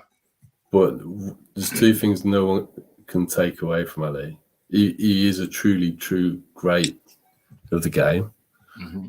And in terms of display of heart, yeah, it's hard push to find a fighter who could display more heart than Muhammad Ali. Yes. I think that I don't think there's many people who disagree with you on that one. So, John D. Lee, your final words, my friend. Was that your final words? Were those your final words, or you got some more? I'm happy with that. You're happy with that? I think you're correct in leaving it right there because that was a good ending. So, John D. Lee, I'm going to see you in the week. You come over here to Raphael Dawkins Combat Radio. Have a good weekend, my friend. COVID weekend. Have a nice COVID-free weekend. Thanks, Raphael. I think I'm basking in my immunity now, anyway. Yeah. Immunity. I don't know. I'm gonna wait until it's all over. I got my gloves. I got my mask. I haven't really got the purpose gloves yet, but that's the next thing to get onto the glove game. Okay, John D. Lee, great chopping it up with you, and see you in the week. Okay. Speak to you soon, Raf. Speak to you soon. Okay, and then there was one. It's been a great show. Great chopping it up with John D. Lee. Opposite sides of the fence. Strong arguments coming from both parties. And it's been great to have you here with, what's the name of the show again? Keep on forgetting the name of the show. Boxing Talk and Classic Fight Review with Rafi and guest, in this case, John D. Lee. So, There's nothing much more for me to say. It's been a good one. Have a great weekend. It is the Pablo. It's the Marla. It's the Vincent Grant, the Wild Soul, the Big Ant. Who else we got? Wild Soul, already called your name. Who else did we have? We had the Big Boys Boxing. And earlier on, we had the Monique. Have I missed anybody? I don't want to miss anybody. Have I forgot somebody? Okay, I think that's it. Oh, yeah. How could I forget? Mr. Marcus, Ped, Jackal Davis. And how could I forget? The Boxing Jedi, the Philip Carl Roberts. It's been another good one. And all that's left for me to say is I'll see you in the week. Monday's the next boxing talk with Rafi. I don't know if El Jefe is coming over, but we got the show anyway. That's Monday coming. And Wednesday, we have the return. We have the return of. Have I got a picture? Have I got the picture up?